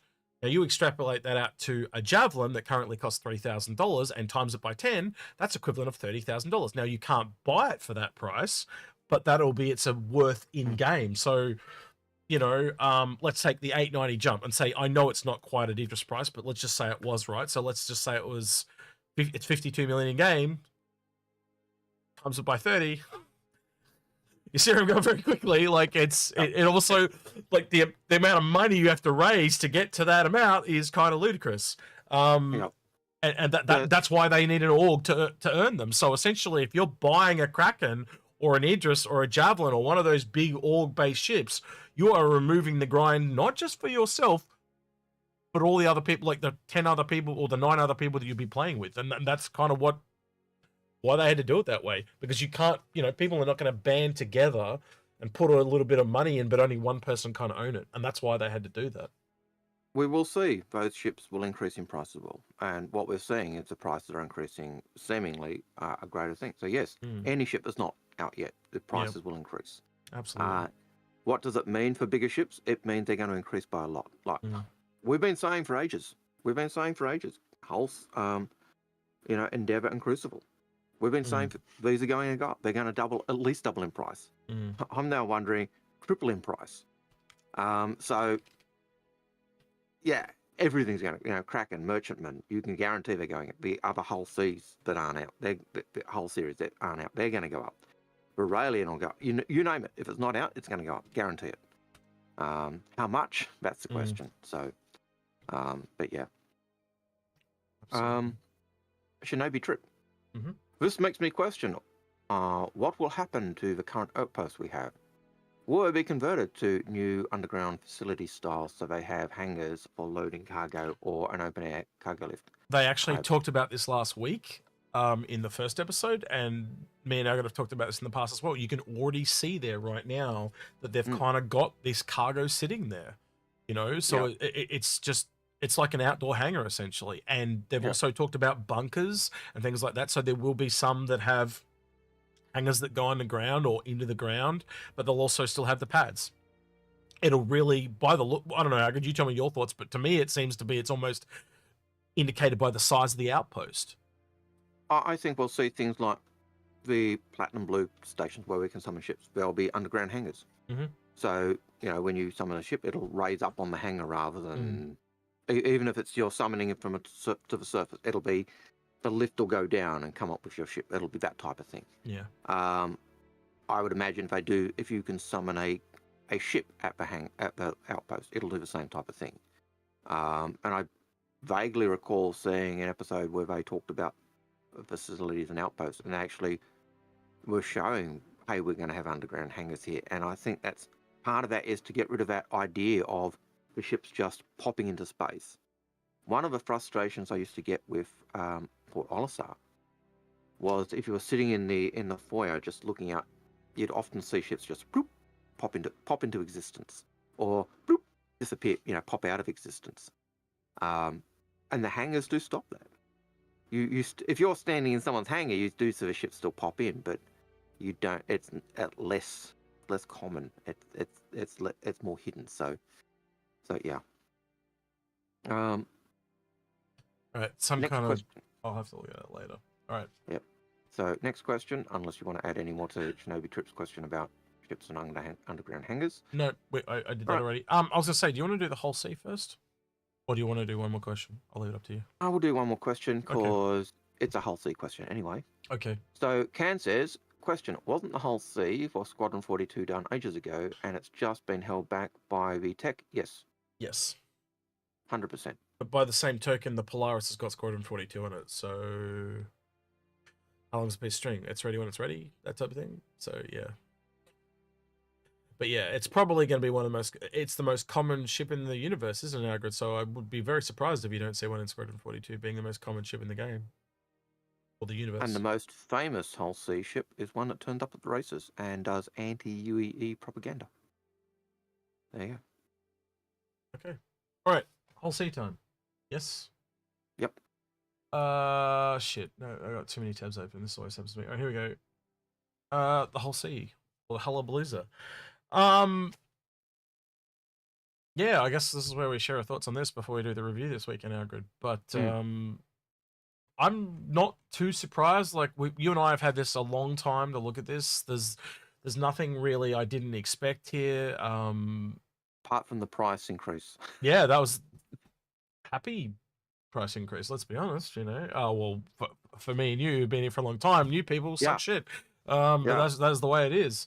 There is a nice little video here we're watching in a minute called The Long Haul. I really like the little story it tells there. I think it's kind of cool. We'll watch that in a minute. I did like that as well. Yep. Okay, let's address the elephant in the room here a little bit.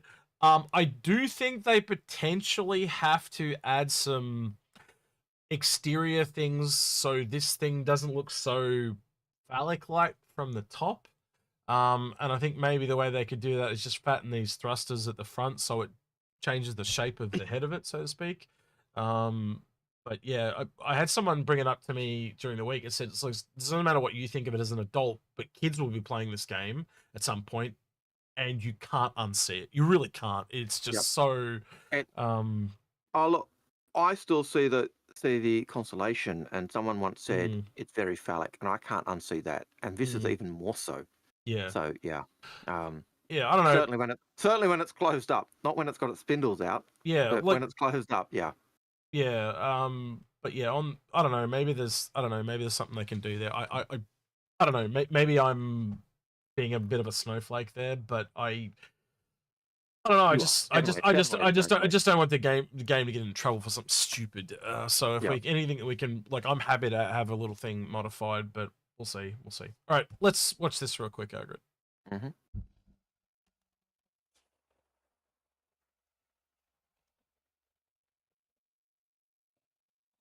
Go gadget.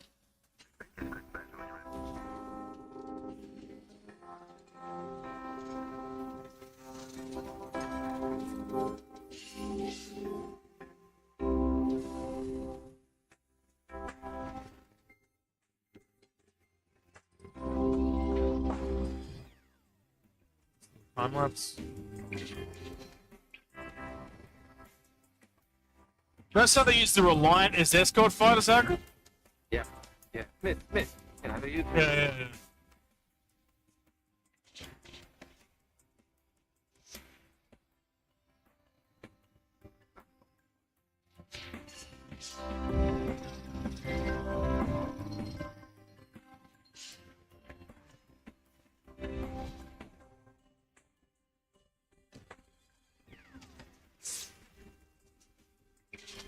Just a casual javelin Idris fight, yeah.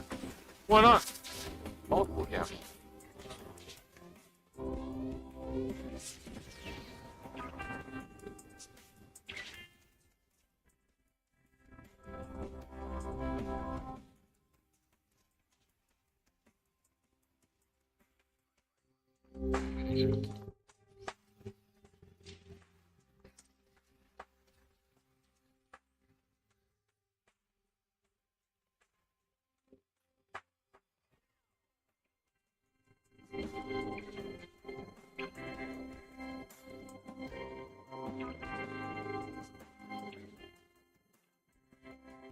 Yeah. So I don't know. I think it's gonna be,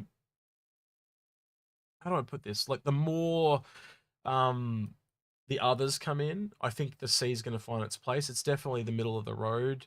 I don't know. As I said, I kind of prefer that newer mist style. I do get the feeling the whole C is that inter-system transport, interplanetary transport, whereas the D's and E's are more the system-to-system transport.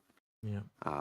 But yeah, I think most of my problems with the ship do actually come from its the fact that it's quite a long ship, and that's why it feels a little bit cramped. But if this is the baseline, hopefully they improve, and the D and the E will kind of speak to that when they get around to doing those eventually. And I hope any improvements they make in the D and the E, obviously, when they go past everything, they come back and do it on this as well, Algared. But yeah, the only thing but in a sense, I'm kind of saddened by is the fact that there's no internal hangar that can fit the MPUV, because in law, it's Hull C owners often buy an MPUV to help with loading and unloading, but clearly that MPUV is being stored on the stations. Well, either on the cargo grid, because they're taking it with them. Wouldn't you So just has to leave be it on the at? cargo grid? Yeah, okay. I was gonna say, wouldn't you just leave it on the station? But yeah. Well, you could, but then that's only working for loading and unloading at that station, so you'd need more. But again, you're only going into, well, look, Stanton's a rarity, right? Where it doesn't, most systems only have 1 or 2 landing zones anyway, or stations. So you'd only be going between 3 or 4 stations max anyway. So you'd only need 4 of them. An MPU is pretty cheap.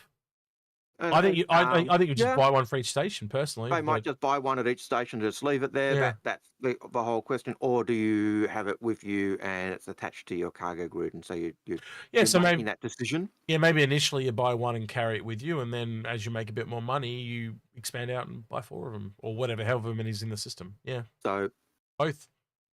Pardon me.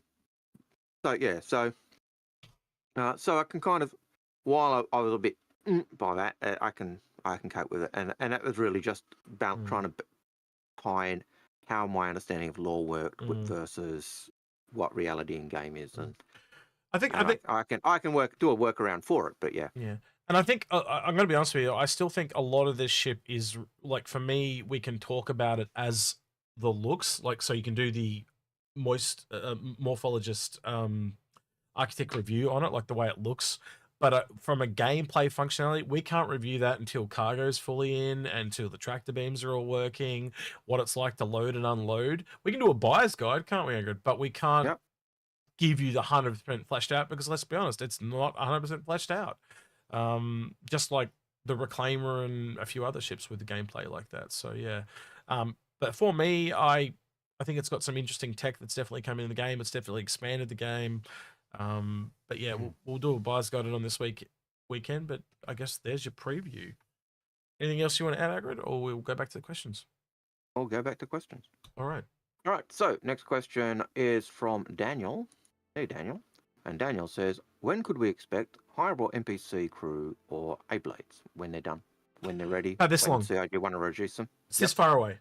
This way or this way? Or, yeah, you take your pick. It's somewhere between there and there. Yeah. String. But to be honest, it's going to definitely be after Squadron 42. It's going to when the AI comes in. We are really in the infancy for AI. There are a lot of like for example, the E1. Algared, I would have to say I think the E1's probably at minimum 2 years away. At minimum. Well, I can see that. One of the things I thought was quite humorous is we've often heard NPCs standing on seats for Star Citizen, and I think it was Rain. I think Sandy said it was Rain who criticised her dad and said, fix your game, or it may have been Skype, but one of them basically took him to task because his NPCs were standing on desks and chairs, and you made the comment that even in that recently released Star game. But NPCs were still standing on desks. It's not just a Star Citizen problem with NPCs. AI is a difficult thing, and NPCs are a difficult thing to get working. And something breaks, and they go into T-posing or stuff for default mode. So yeah, NPCs, I think they're a way off, and I think we'll see them after Squadron 42, as you were saying. Yeah. Sadly. But yeah, really, Star Citizen's not really kicking off development until Squadron 42 is out the door. So yeah, a lot to come.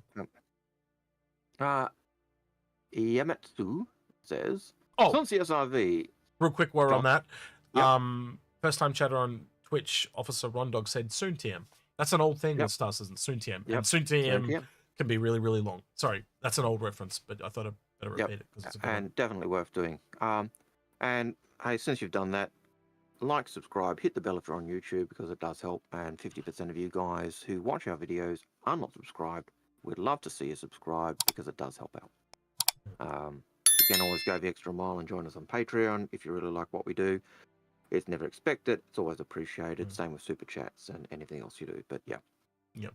All right. So Yamatsu's question was: since the SIV is coming, and it seems to be it seems that Star Citizens might be a thing in the next decade. That's harsh. Do you think? Harsh but fair. Do you think the Starfarer and the Vulcan could finally get a function purpose? Well, you'd have to assume. I think they've already said they're going to add the tractor beam to the Starfarer, didn't they? So that's probably coming sooner rather than later. What was the other ship you said? The Vulcan, and it's not out yet.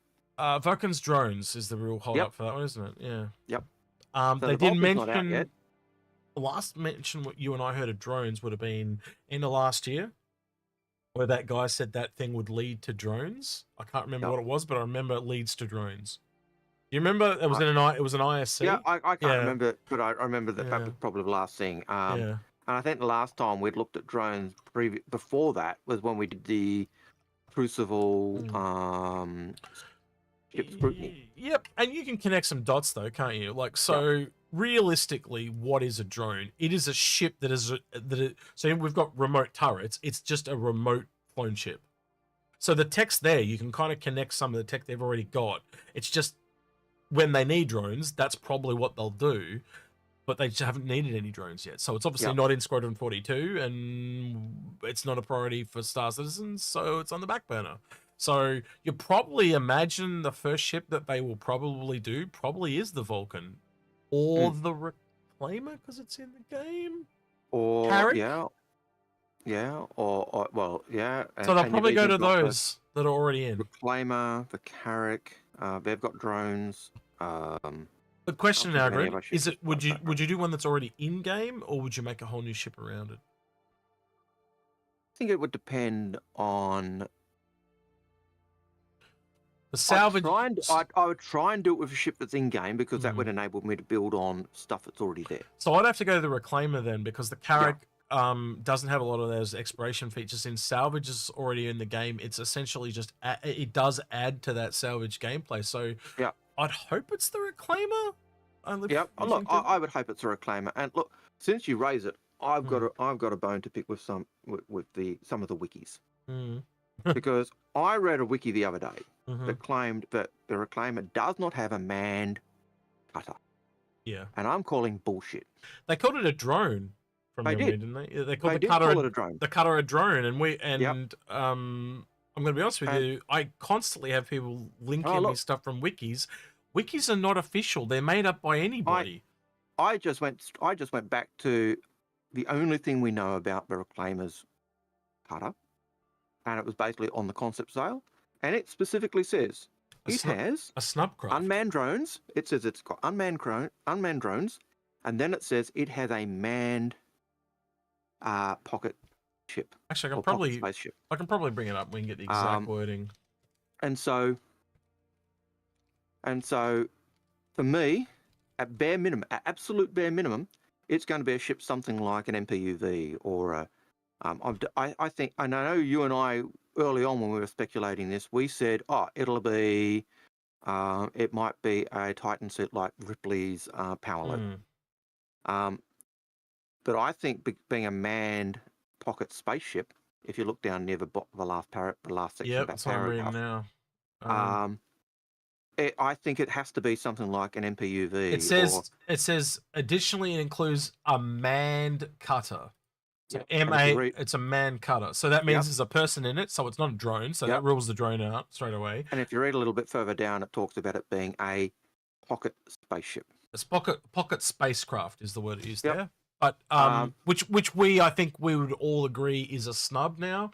Because the other thing is, just to point this out, because you'd also call them components now, but it says transport recovered artifacts. So that just shows you some of the terminology is updated, right? So artifacts would become components, and pocket spacecraft would now be a snub. And the smallest snub that I can think of that would enable you to do that, or the snub that enable you to do that, is the MPUV, because the pilot could get out, move, put the stuff in the back, take it back. The question is whether the Drake cutter originally started as that snub and has graduated. Now, when you first raised that with me, I was thinking, I'd have thought balderdash, rubbish, too big, and all the rest of it. But when I look at the Carrick, and the 890, both of those had a snub.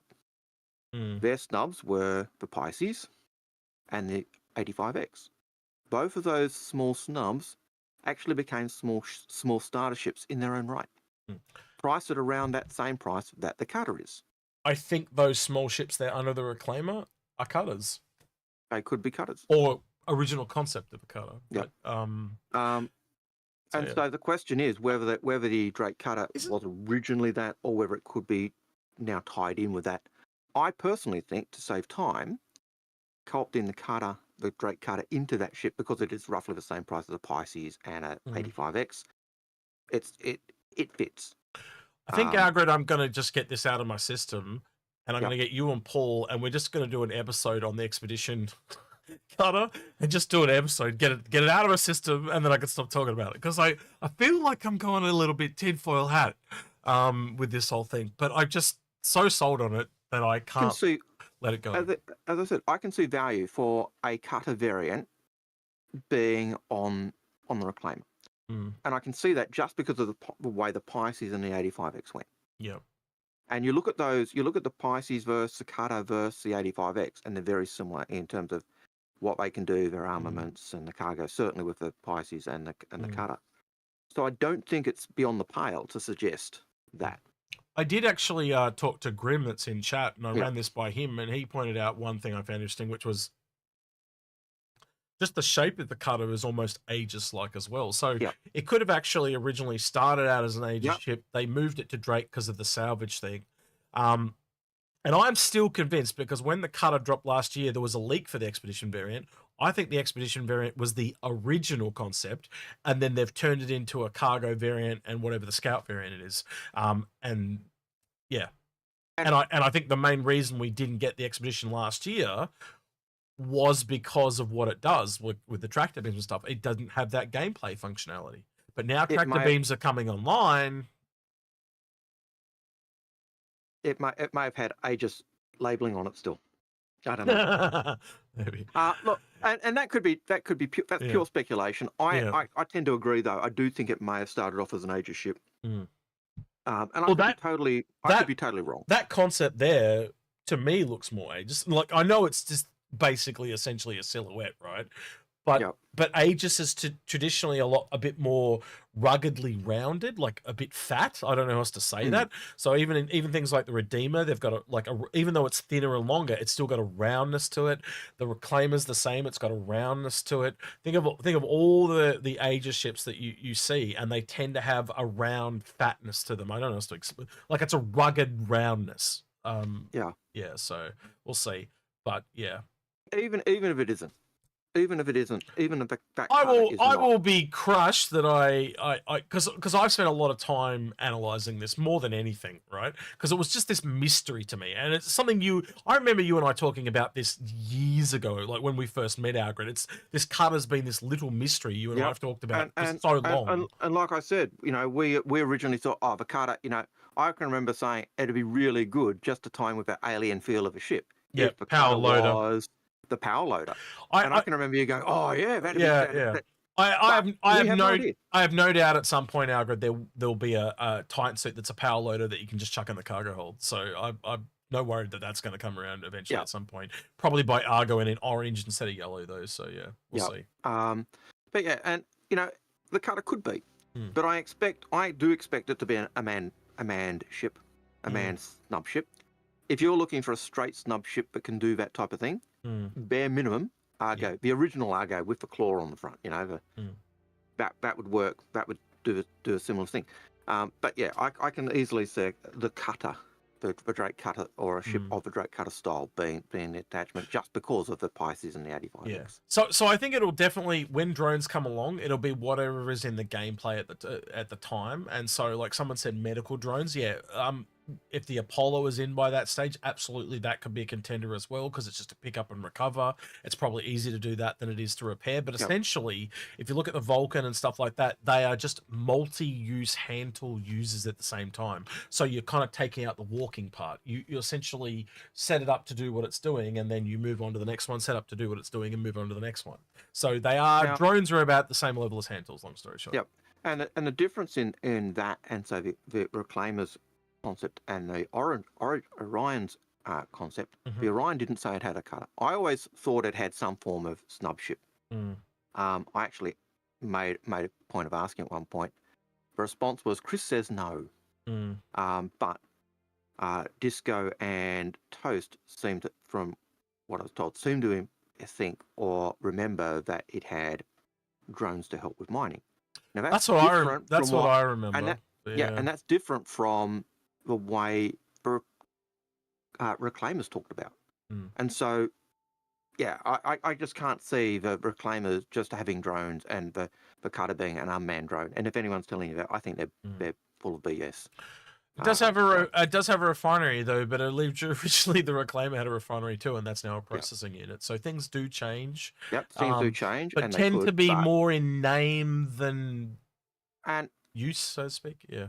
And I haven't heard anything from CIG other than the original brief on the reclaimer. And if anyone's seen anything that says that, please let me know, because I don't know. I went looking, I couldn't find it, and the only thing I could really find from CIG in a very brief look, but the only thing I could really find was that concept comment. And so don't trust the wikis. Wikis are full of it. Hey, I could go in and change them. Some wikis are good, but yeah, anyone can go in and change them. So take note. Like, you've only got to look at some of the things people like. Some of the celebrity ones and made up ones is quite funny. I think there was one about the Prime Minister of Australia at one point, and they went in and changed it, and it was like that for a month before someone went in and changed it back. It was pretty funny. I always tell my students, look, wiki is a great place to start, but it's really bad in terms of guaranteeing the information because it can be changed. So you've got to double check, triple check, quadruple check your info. But it's a great place to start to get an overview. And try and get a handle on the depth. And with Star Citizen breadth of information, going there at times can be really useful. But you don't want to go there, double check, triple and quadruple check your sources. So anyway, sorry that it's just something that we had to vent. We've vented now. I certainly had to vent on that because it's all good. Okay. Next one. Question. Okay, what I've noticed is a standard price increase. Who by? 15%, 25%. It's by Voodoo Child, and I think he's just agreeing what we've said earlier. So just a statement? That's fine. I think it kind of works out of the statement, and yeah, it's basically picking up what we said, 42%. And I think he was picking up that comment when we were asking about what the price increase on the whole, and he said 42%. He said 42%. Yep. But yeah. Ironically, 42%. So, yep. Yeah, I think that's almost the standard we're going to look at, 42% increase. Yeah, just it must be 42%. That's the answer. Can't be 42.1. It's 39, whatever. It's going to be 42. Yeah, if you're asking the question, it's 42. Yeah, always. All right, so thanks for that comment and feedback, Voodoo. I think it agrees with what we're saying. Started off at about 10.15. It's been moving up, and yeah. Drop Yogurt. Question. As someone whose brain hurts just thinking about CCUs, it's basically buying, say, a starter ship melt by... I think that's the one you looked at. That's exactly right. That's exactly right. I saw that drop and I thought, yeah, let's do it now while we're talking about it in the store. Guetu. I'm sorry if I butchered your name. Any idea what is the locked area between the two beds in the Defender? The locked area, isn't that the That's the entrance, isn't it? No. That's the component area. But it's alien, so it'll all kind of move out, and the components go in there. Think about the doors open. That'll be the type of thing you find with that as well. So that's just a component locker essentially, or component storage, whatever you want to call it. I have to be honest. It's been probably a year since I've been inside the Defender, so or more. So yeah. Yeah, but not luxury. He doesn't go in it. It's anyway. No, it's just that I've got so many ships that if I go into every ship once, and I've probably been going to once per year. It'll take him 26 days to get around all these ships. Yeah. No, longer. It's closer to a year. Yeah. So yeah, it's sad. All right, next question. I need an intervention before I strangle you. Next question. I need an intervention. Yeah. David Watson. Question. Thank you. That was it. Luminaria. laughed. Great question, David. Yes, thank you. Yep. David Watson now has a question. How widespread do you want AI crew to be? Should every player be able to hire enough AI to crew a hammerhead? I think you should be able to do it, but it's obviously going to cost because you've got to hire a crew. So friends might play for free, as example. But how good is the AI going to be at certain tasks? And we've only got other games to go by. And when you and I think Morph was on that episode actually, when we first looked at this, we realized very quickly. Was you and I and Morph. Yeah, when we first looked at it, we realized this it's possible, but it's beyond anything we currently have AI in game, and we know how they're approaching it with the different personalities and things like that. But to pull it off, like to see it actually come to fruition, it's kind of like server meshing and persistent entity streaming and these other foundations. It's not the last pillar of the foundation because it's not a foundational thing, but it is another tech that is new, and I would say it's quite a large one. I think you'd kind of agree with me on that, but it's probably one of the last big ones left that we will have to go after the foundational stuff.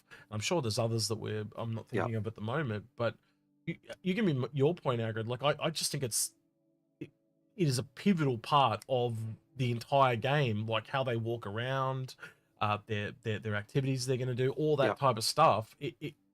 And especially the one that I remember from the episode was if you want these people to be memorable, right? One of the things we talked about in the episode was like you turn up to a place, you might not go back again there for 12 months, but that guy remembers you and he remembers seeing you roughly 12 months ago. That would totally change how you think of characters in a game. Because right now they're just NPCs because they just repeat lines and they're kind of boring. But if they have some kind of personality and they remember you, and it's all possible. You can see that now. Like I'm playing Baldur's Gate, and I can see that with the interactions I have with the party members or characters in the world have impact. They remember, they kind of remember what I've done, and yes, it's scripted and all the rest of it, but it has an impact on my gameplay. And so, but the AI is going to be, in Star Citizen, it'll be a lot different. And you might go to a system, and you might have been an unwashed scruffian, and unless you really have an impact on that guy, he probably won't remember you. You might, makes it easy to roll that stuff out if you've done it with tools too. So I think if they're going to pull it off, we know a lot of everything seems to be so tools based, and then they're going to build it up to where it's ready, and then it just all roll out like a. They build the tool, and then and we get this plethora of new stuff. Well, again, if you can just randomly generate an AI and it's grabbing all these different personalities. Yeah, you can pick I want this guy to be an asshole, but I want him to be certain. Didn't they show kind one of puppies? Didn't they show one where they had that for their pull down menus of the types of characters they did in Data it was just like and it was like boom boom boom boom boom boom boom. Yeah. Right, there's the NPC's character, and that's like wow, Yeah, so you can, but you can randomly generate them. You can pick ones for a certain you might even have tags that come off missions that generate it. So it goes, well, we need someone that falls into this narrow field of personality. Yep. The sky's the limit, but then also like if you have outcomes from a quest, can't those outcomes from the quest be tied back into the personality of that character? Well, the last time was here, you bloody killed everyone. So I freaking hate you guts. You saved everyone, but my 5-year-old daughter died. I hate you guts. Yeah. But then and then you saved everyone and you saved my daughter. You're amazing. Or everyone else. You saved my daughter, but the others died. Everyone hates you, but I love you. Exactly. So he gives a massive discount on all your shit. Yeah, you can see where this goes pretty quickly, right? Or you saved my daughter and she backstabbed me. I hate you. There's so many options that could go. But I think the bigger question for that is, should everyone be able to buy enough NPCs to run an Idris or a Javelin? And again, I think, but it would be an exorbitant cost. What I think with those ships you'll find is you'd have your main crew areas and your characters, your crew could actually have their NPCs pulled in to actually help run their department. We've talked about this too. Like, you don't have to have an AI that's programmed to play the mini game, right? So one of the things we know is they're going to have a player rating system, right? And the example I gave of how I would do it if I was designing it was you could basically look at the average time of, say, your AI is 3-star, and you could look at the average time of a 3-star player, and it goes, oh, it's between 3 to 5 minutes to complete this task. So they randomly generate a number between 3 to 5 minutes, and then basically and that character just sits there at that location doing whatever they're doing. So you can kind of pretend. So you can fake it. Yeah, you can fake it. The only one that has to kind of be real, and they've got it already, is turrets and shooting. So everything else can be kind of fake. And turrets and shooting. Oh, and flying. Flying. Yep. Is the other one. And if I put AI blades in, that's going to basically the same thing as an AI sitting in the turret shooting. The difference is it's not chewing up computer power; it's chewing up crew space and habitation and life support and all the rest of it. So there are those balances at all at each point. So so very quickly you can see that like a lot of it can be taken out and it's quite simple. But so you can then put that time into other things like giving them personality and remembering. And as Algared said, I think that's a really good word, Algared, is impact, because it really does have an impact. The small things. And what makes the difference between a great AI and a superior AI, in my opinion. Even a good game and a great game. Like I've really enjoyed the time I've been playing Baldur's Gate.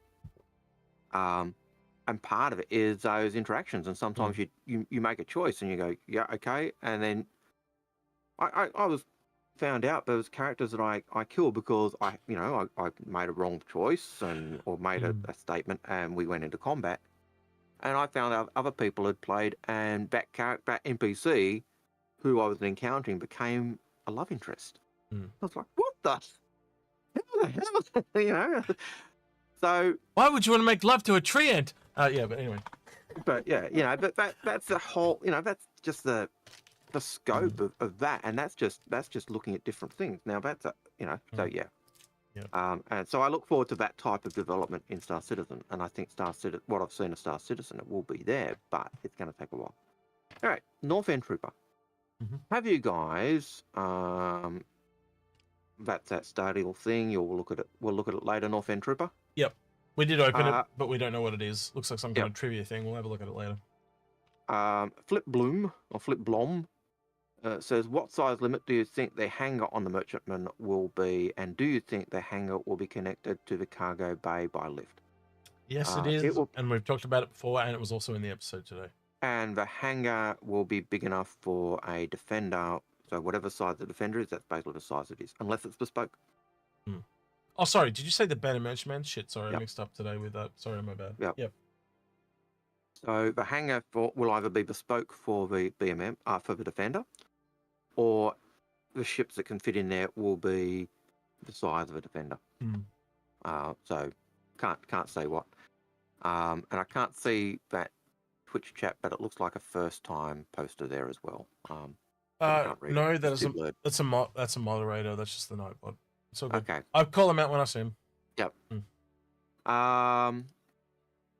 Rhino 47457 says, if you currently have a Crucible in your buyback, when it is released and the price goes up, is the buyback the original price or the current price? It goes up to the current price, so you want to get it back before then. Yep. But also, if instead of having to buy back the entire Crucible, right? Unless you really want that original concept, and there's no real benefit to the older ships, right? Because that is just get the upgrade. So go from a Gemini to the Crucible for $10. Well, he does have the question is asking if you've currently got a Crucible in your buyback, so not a CCU. Yes, but what I'm saying is but if you've got to hold $350 and he doesn't have the money, you're better just to hold 10. You'd be That's my point. better get the CCU and get an LTI token and just build a chain if you want. And that will guarantee. Because it sounds like it's a money flow issue just from what he's describing. So I'm like, well, $10 is easier to put up with to kind of essentially lose in credit than $350. So, it depends. I know they've talked about ships changing value, and some of the ships I've had in buyback have changed value, but some of the original concept packages haven't. There is one because of something in them. Original concept ships get to name their ships sooner. That would be the only one that I can think of. The benefit is you get to name it earlier. But I you know, yeah, if it's a price issue, get yourself a CCU to it. If it's just I've got it there, but I'm concerned that when it comes out, it'll go up. Yeah, but I've had ships. Some have gone up. Certainly the CCUs change. Yep. But game packs and ships so far, I don't think have. But I think CIG have hinted that that will be something in the future. So it's just something to be aware of and watch. Yeah. Yep. Akashake says, what price do we expect for the Hull D? Lots. I think we went through that. Close to about 700. We were kind of hinting at. James Morrissey, question, not a question. I'm a minute or so behind your Hull C video. Has your air ducking problem again? You forgot to flip that filter switch. Sorry, we didn't see that beforehand, if that was the case. What was it? There was an air what? He was about a minute behind, and he's saying you forgot to flip the switch for the audience. The audio filter, sorry. Yeah, so sorry about that. It shows that was a 748 question, and we're basically an hour behind. So yeah, I just had a lot of technical difficulties with that rave today. We thought we'd tested it. We even got on last night, didn't we? Specifically to test that, and it was fine. Admittedly, that was a Hull C video, which we didn't do on rave, and I had it in silent. To me, it was like bass. No one can hear you scream. Yep. And I didn't mind that. I'd watched the video before, so I wasn't really too fussed. Yep. I just had to remember to keep quiet and not make comments, which I tried to. Sorry if I failed. No. That was to the audience, not to you. Oh. I don't care about you. Come on. La-di-da. All right, fine. Next question.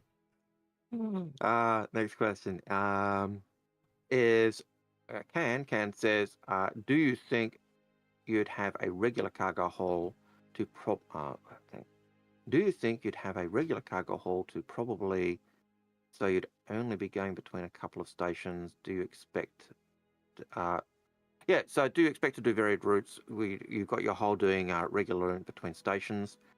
I think that's the case. They've hinted even that you're going to stations and Lagrange points as the main areas for Hull Cs.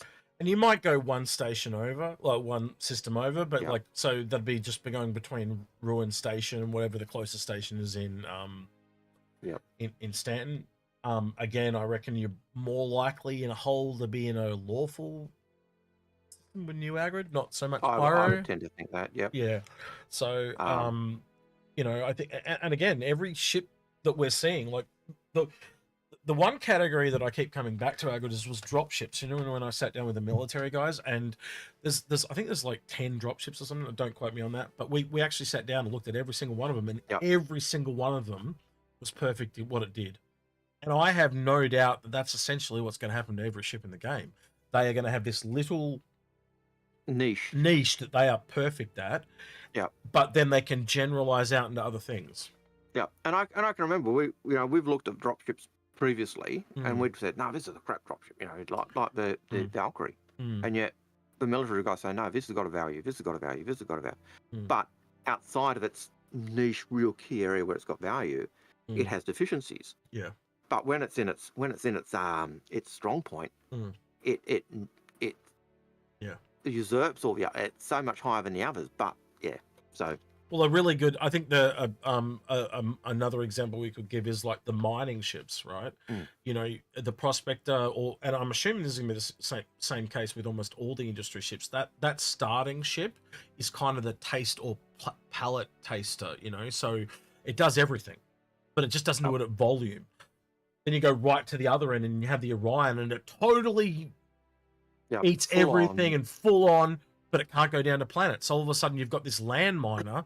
Now the Mole can't go underground, and the Orion can't go underground, but the Prospector can. So all of a sudden, you've got this one that can land on asteroids, drill into asteroids, and go under the surface. Land on planets, go under the surface, and then you've got the Mole, which is it just dominates the surface way and we're seeing that now going into the patch where there's these rocks. I was in game the other day with John Citizen. And we had two prospectors, and we couldn't mine the rock. What on a Mole? Same two people on the Mole and could do the rock. And that ties back to one of the things I always picked up with the mole versus the prospector. The mole actually had size 2 mining heads versus the size 1, and it's nice to see those size 2s finally actually having that. But you can do the same thing too. You can have a size 2 mining head on the one that goes underground, but because it actually goes underground, you know, and then maybe the only one that goes to size 3 is the Orion. Like you just don't need to go that large, you know. Yeah, and I do expect that whatever the next mining ship, which we think, you know, we've speculated it's a land miner. We have also had it confirmed though from CIG that underground mining is still a thing. So process of elimination, it's got to be right. It just has to be. We postulated that it is a land mining vehicle. Algared doesn't like to commit like me. Come on, Algared, commit. Right. Well, let me finish. You know, so we've postulated that, but based on what we've seen, I think the land mining vehicle would be have the ability to do underground mining like the prospector, and it will be the next size up in laser. To me, it's just logical. Yeah. You know, so, but yeah. Anyway, that's Cam's question. I think we answered that question, even if we did drift off into mining. Yep. By God. My gosh, I think we've done it. Last question. Oh, really? We didn't even turn off the bot. Wow. All right. Well, and hurry up, guys. We've got more questions. We've got 40 minutes left, so we end early today. That'll be a first. That'll be a first. It's the first that we've got through the questions is early. Yeah. It's all ISC's fault. That's what it is. I'll blame ISC. It's all Disco's fault. He put out ISC early. All right. So Shrap Netface says, since the whole C is now $500, or 500 buckaroos or 500 buckers, whatever you want language you want to use for the money, and the whole D is $450. Same. Is it a good idea to upgrade the whole D to a C for 50 big ones? No. Why? In what world would you do that? Well, you lose your value then, don't you? Yeah. You'd be going backwards. Yeah. Unless you're like really impatient. No. And I'm going to be honest, there's just not enough cargo in the game right now to fully warrant it. We don't really have the economy behind it to basis. We don't have multiple systems yet. We don't have tractor beams online properly for it to work. And even when the tractor beam's online, you can't load and unload properly because it's not physicalized on the edge of the station yet. There's so much more there to go. Let's have a look at the loaner matrix, because let's have a look at the loaner matrix, because I do recall the whole C was added to the matrix for at least one ship, and I can't remember which one it was. I'm pretty sure it's been added. I think it's been added for multiples because I've got 2 of them. If you own one, okay, so it has certainly been added. Hang on, I'm pretty certain it was added to the BMM. Let me just do it on here, Algared. Star System. Yep.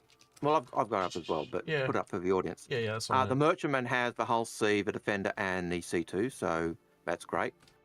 Looking for the others, the whole ships, just scrolling down. Whole D and E have a whole C, a Hercules, a C2, and an Arrow.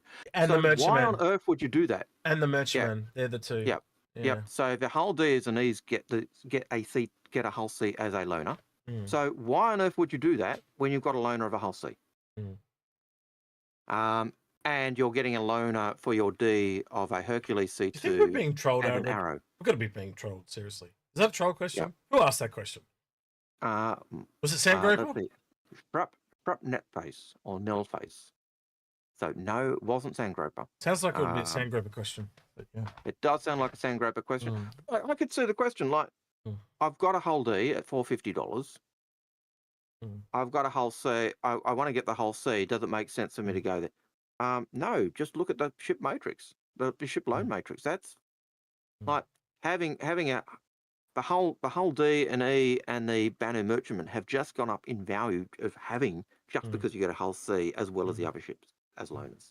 Vandilla, thank you for the tier 1 sub on Twitch. Appreciate it. Never expected, but always appreciated. So yeah. Any more questions, Algared, or are we wrapping up early for breakfast? We've got 2 more. Michael Bruce has decided he wants us to stay around a little bit longer. He's chucked in 2 questions for us. Right. God. Hogan. And thank you, Strangroper, for telling us you're going to make a troll question for next week, just for execute. All right, just add that to the bot. Ignore Sandgroper. Yep. All right, so Michael Bruce says, question. Last night, I was trying out the hull C and got attacked by a Corsair while I was trying to load cargo. Earlier today, I was stopped from being able to load cargo by someone being in my box. It's always bad when someone's in your box. Yep. So his question is, with what they are proposing with cargo changes and loading your own cargo, how do I do that without being constantly interrupted? So it's tier 1. It was always going to be a thing. I saw this coming a mile away. I think eventually what they'll do is probably, if it's not fixed sooner rather than later, as soon as you're in a box and you're not a hull C, you'll probably get the impound thing, and I'm probably expecting that'll probably come in a .x patch. I would put it in as a bug, like I'd report it on the issue council at the very least, and basically say it's just a huge annoyance that anyone could just troll the shit out of you. Yeah, there's nothing you can really do to work around it, unfortunately, mate. It's a suck. It's a part of development, but sometimes these things just get overlooked. Yeah, Algared, I don't know what else would you say to that, Algared? There's not much else you can, is there? No, I think it's first implementation. There's going to be issues and problems. Yeah, it sucks that players will, stop you, will attack you while you're loading and doing stuff.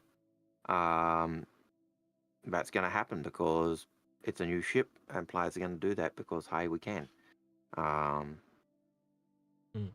I know there will be players that say, "Oh, just hire players to escort you." That's not necessarily the answer. It doesn't solve a question for some. Yes, it isn't. It is a solution, but it's not the be all and end all answer to that problem. It just means try and do it in more safe locations, and that's really all I can suggest. Kind of, you know the type of people that do this stuff that get a rise out of other people. That's just small people trying to look big. It's the same thing. Some people like ripping the wings off dying butterflies or clubbing seals. Yeah, Algared always tell you the person that does it, they're doing it for a reason. They're attention-seeking behavior. And you're a school teacher, so you know better than I do. But I know it from my mum, who was a school teacher. So yeah. Yep. So I used to. There was a certain group that used to be known for doing horrible things, and if I was in the server and I noticed over there, I just changed servers. That's why I got around it. Yeah. Now that's a good idea.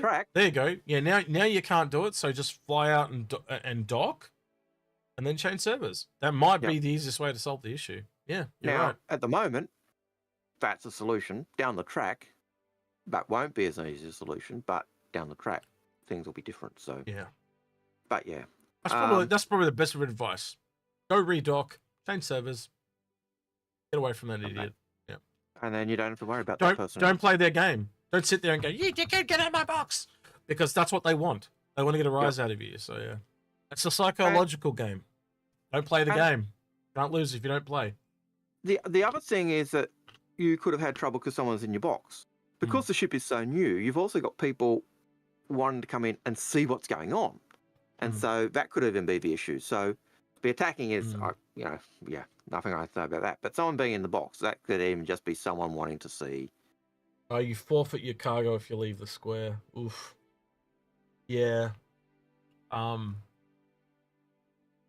Maybe just avoid the whole C then until it's yeah, that sucks. Didn't happen in the PTU because those people are there to test. That's all I can say. That is one of the things I've always liked about the PTU. You'd go there to test, and you didn't have the issues of people being. I've had one or two, but like the day was something about the reclaimer, and someone's trying to. They literally had a thing designed to kill. Like they had the scatter shotguns on their gun because they knew it's when salvage first went in. Yeah.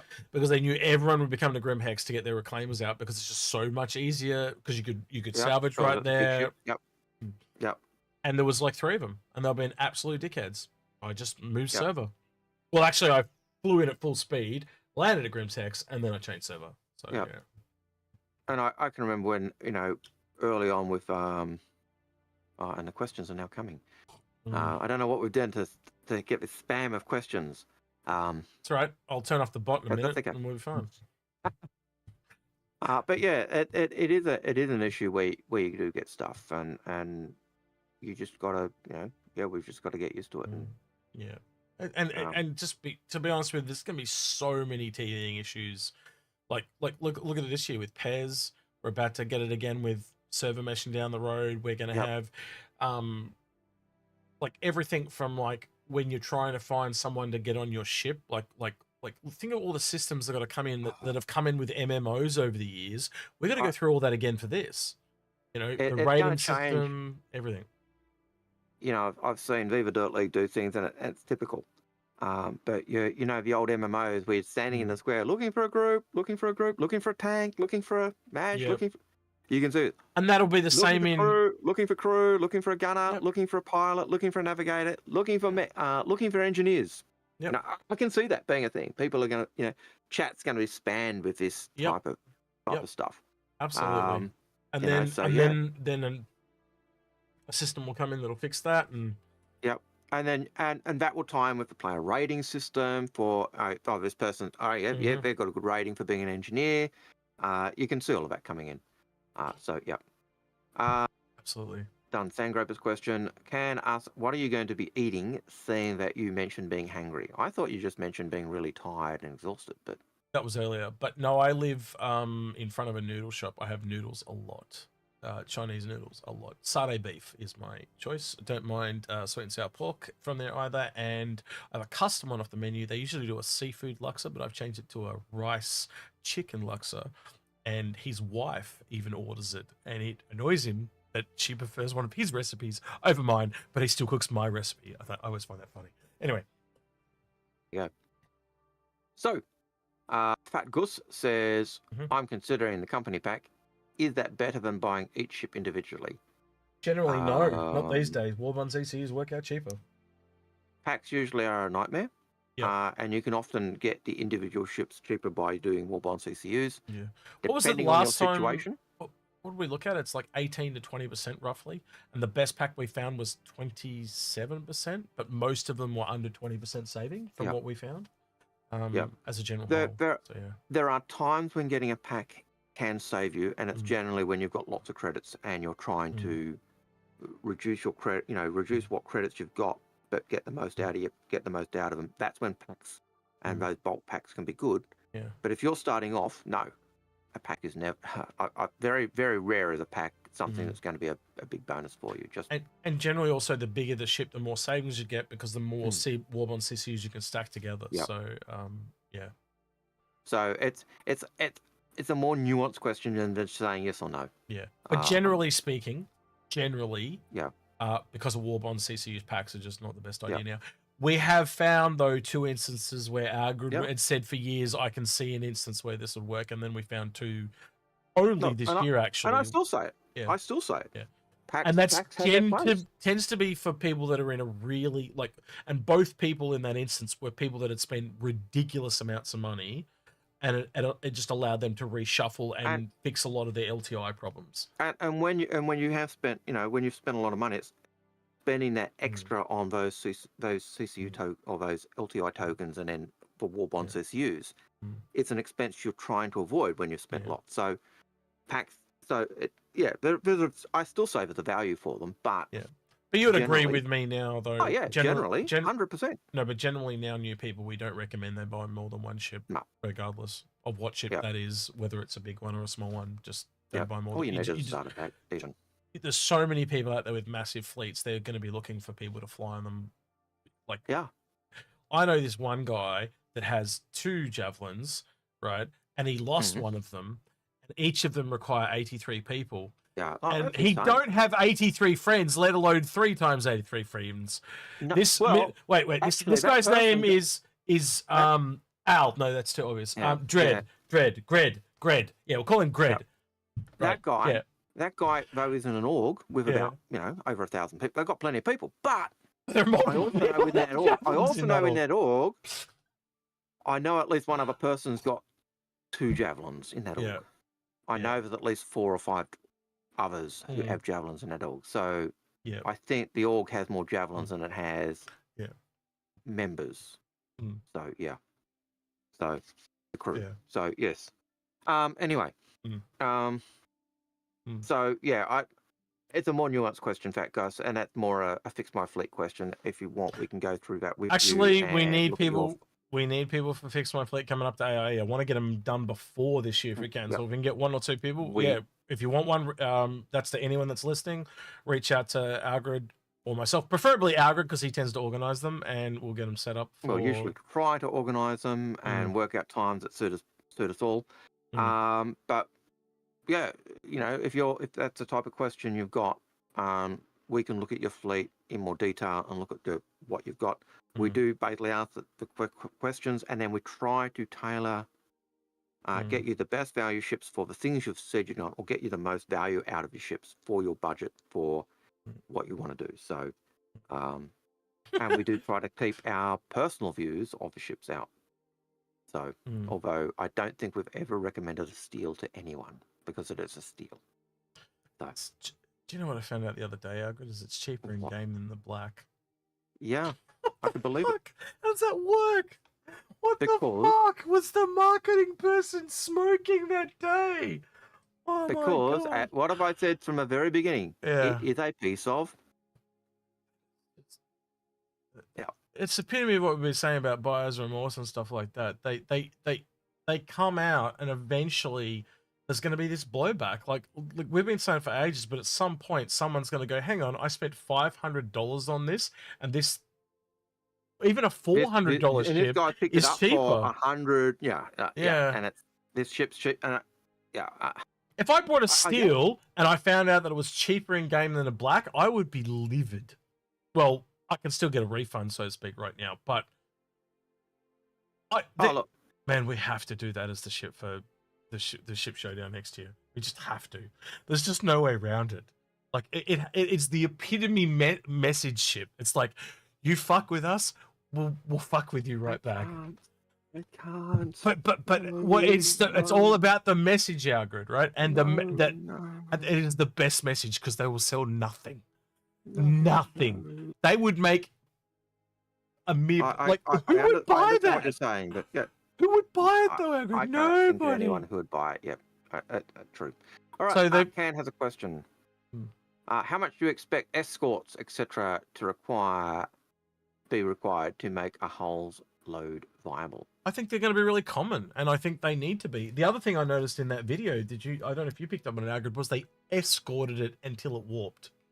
Yeah. And then once it warped, they couldn't follow it anymore because it goes at a different speed.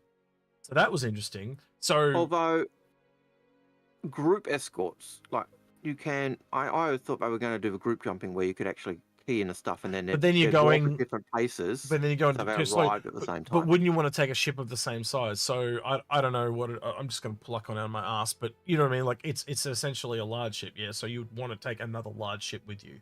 So you'd want like you'd have to take something. I'm just trying to think. There's no a hammerhead, Perseus in that size class with you. I always thought that when they were doing the group jumping, that the ships jumped at the speed of the speed of the slowest ship, though.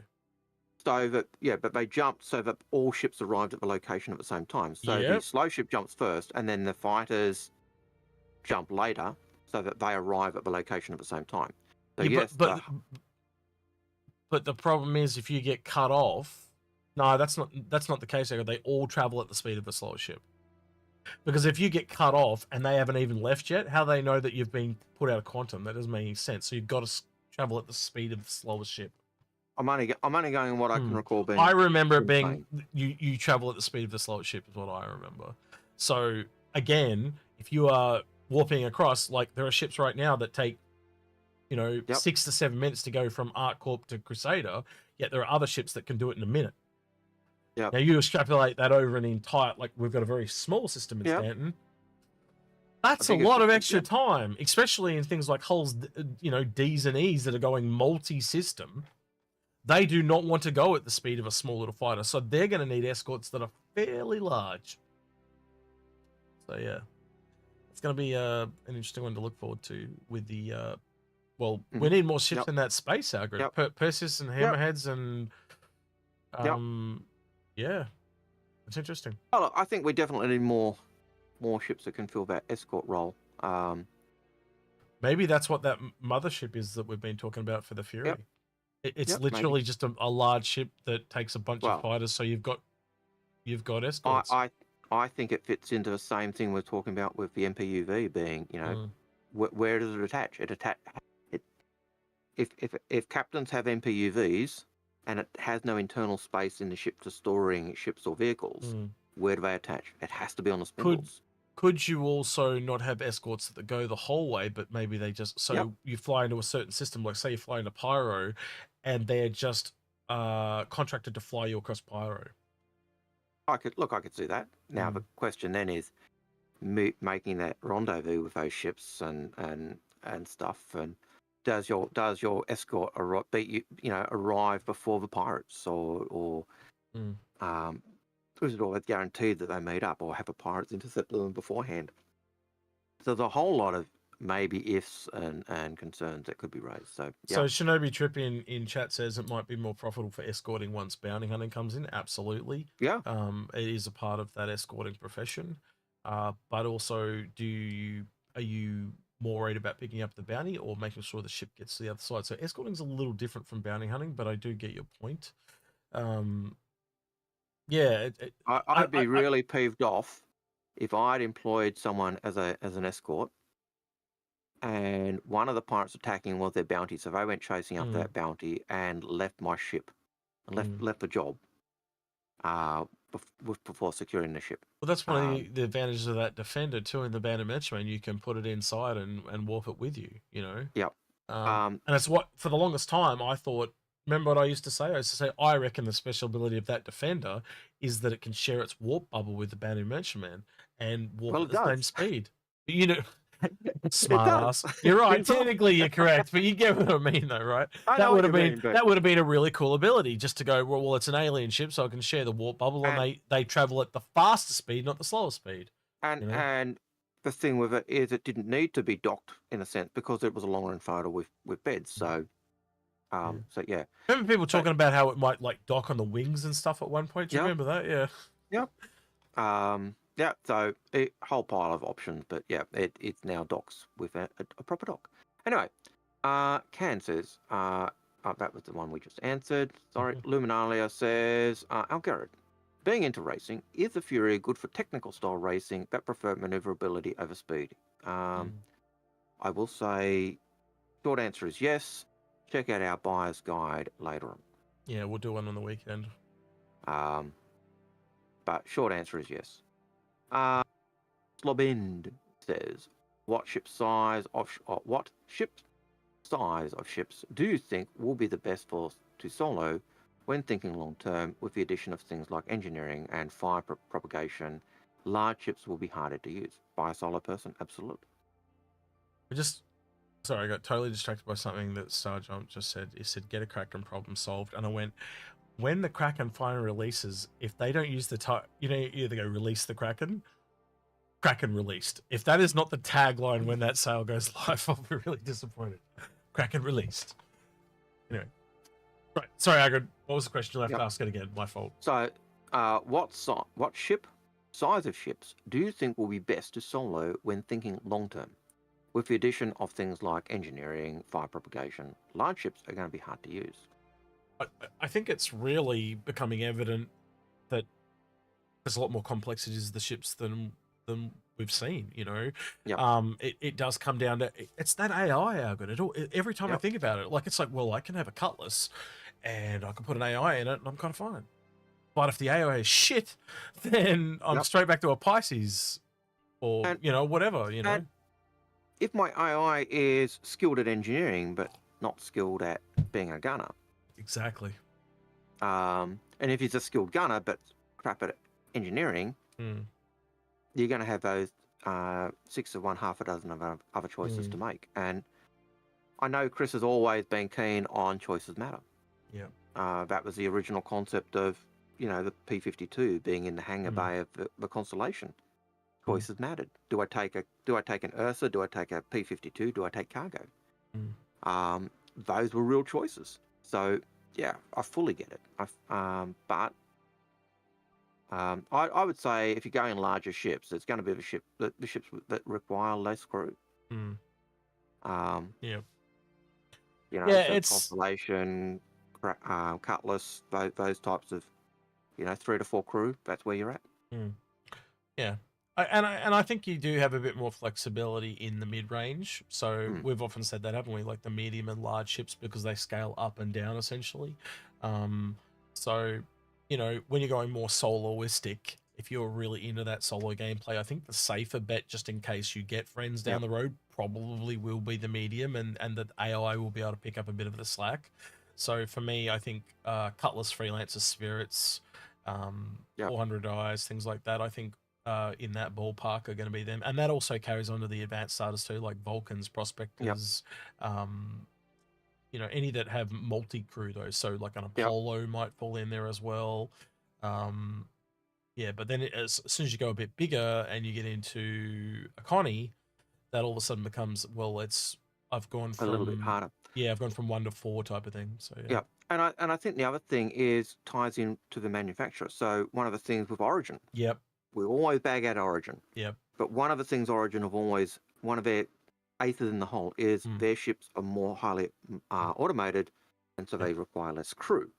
But if that's all you want to do as VIP, that's all you're going to be able to do. So that's the downside. But if you're looking at, reduced, reduced crew and reduced need there, that's going to be a better ship to do solo. Now, they're not just VIP. There are, I think essentially what you're describing, Algared, is there is no perfect ship. No, there's no perfect ship. Because even if it's a general ship, it's a jack of all trades but a master of none. And then if you go, well, I want to do solo medical, you fall into a Cutlass, but then all of a sudden you need a doctor NPC. And you get where I'm going with this. There's no perfect solution, because you can also drop back to the solo, but then all the solo is limited. But then you also look at a ship like the Vanguard. Now, the Vanguard may be a good solo ship, even if even though it's got turrets and stuff, because it's got so many redundant systems in it that I can survive longer without having to run and do engineering, because I've got those backup systems.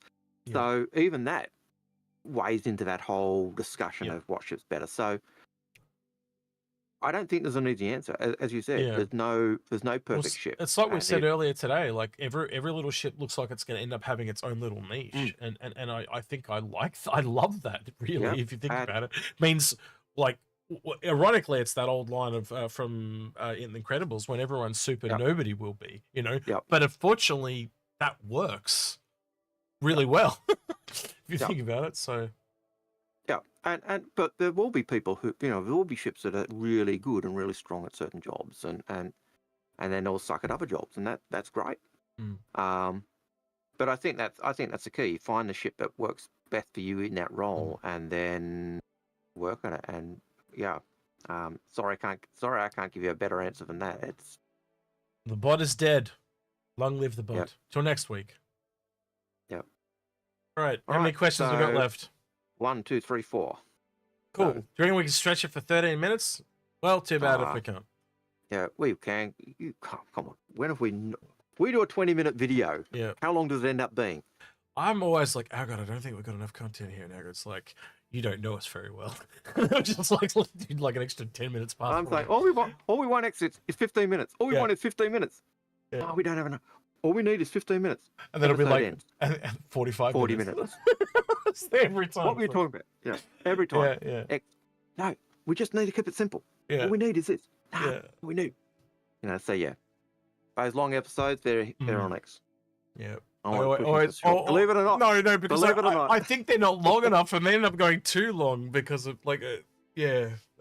spur all this conversation. But anyway. Believe it or not, I'm the one who's always trying to get us to go shorter. Stranger Things. All right. Walter Hack, or Wouter Hack says, will they implement server meshing in a patch before we get Pyro patch? Don't know, mate. The rumor flying around is we might have Pyro in Evocarded by the end of the year. I would have to assume that comes with server meshing. That could be the case. I could see a value in implementing server meshing just in Stanton before we go to Pyro, because it gives them a chance to just see how it's working. But or cut the system in two. But let's be honest, isn't it easier just to do two separate systems? And I was about to say, if server meshing is the thing that's stopping Pyro, why wouldn't you introduce Pyro at the same time you're introducing server meshing? Yeah, and we've heard rumors of them doing a jump point just within Stanton, but I think that it's too far along now. I think it would clearly be between Pyro and Stanton at this point. Yeah, and I think I tend to agree with that.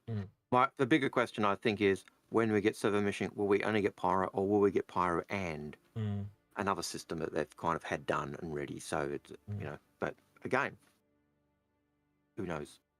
Can has another question for us. In fact, Can's got two of our last questions. Oh, we got one of our creatures snuck in with a fourth. Right, so Can's got two of our last four. Can says, how many people do you think are going to have ships that they are going to spend a lot of time on, looking for crew? Lots of people who have big ships are going to spend a lot of time looking for crew. Especially before the rating systems come along.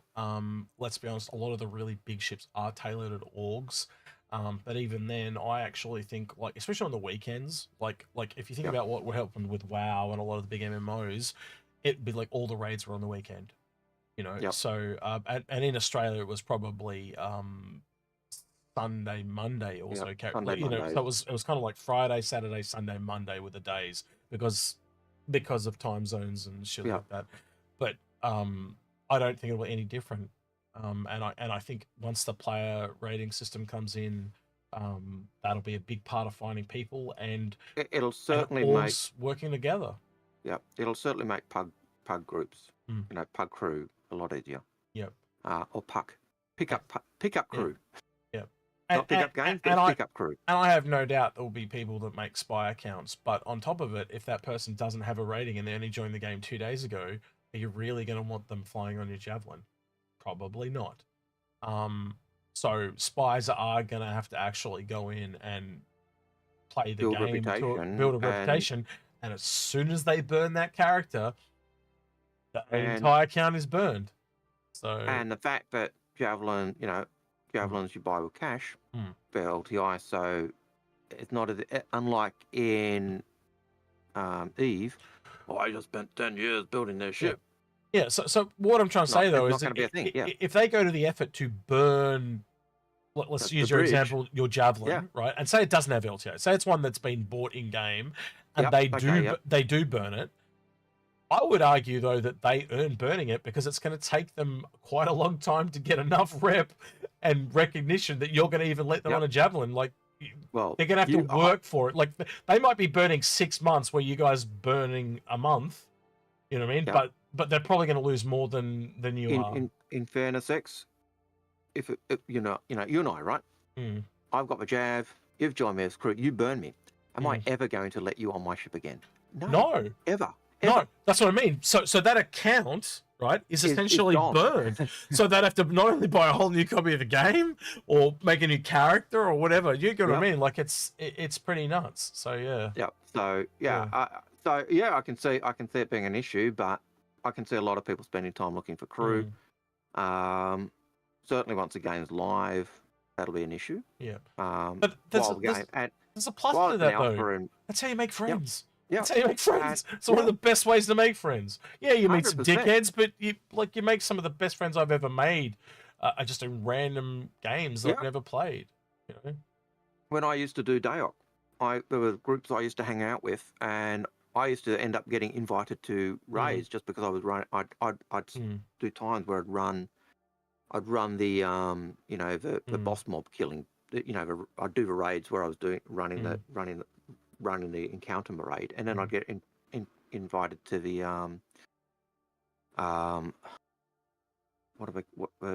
when you got the massive players doing the PvP, the Zerg. I'd get invited to Zergs because of that, and so you'd build up friendships, and so I still meet people randomly in Star Citizen. Like, I randomly ran into Divinity the other day in Star Citizen. I was like, I think I know you're a content creator. That voice is really familiar.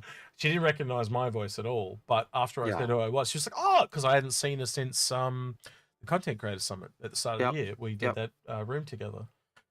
Yep. Yeah. Yeah, I occasionally get the are you the Algared? I get the execute too, believe it or not. I'm just execute. I'm not the execute.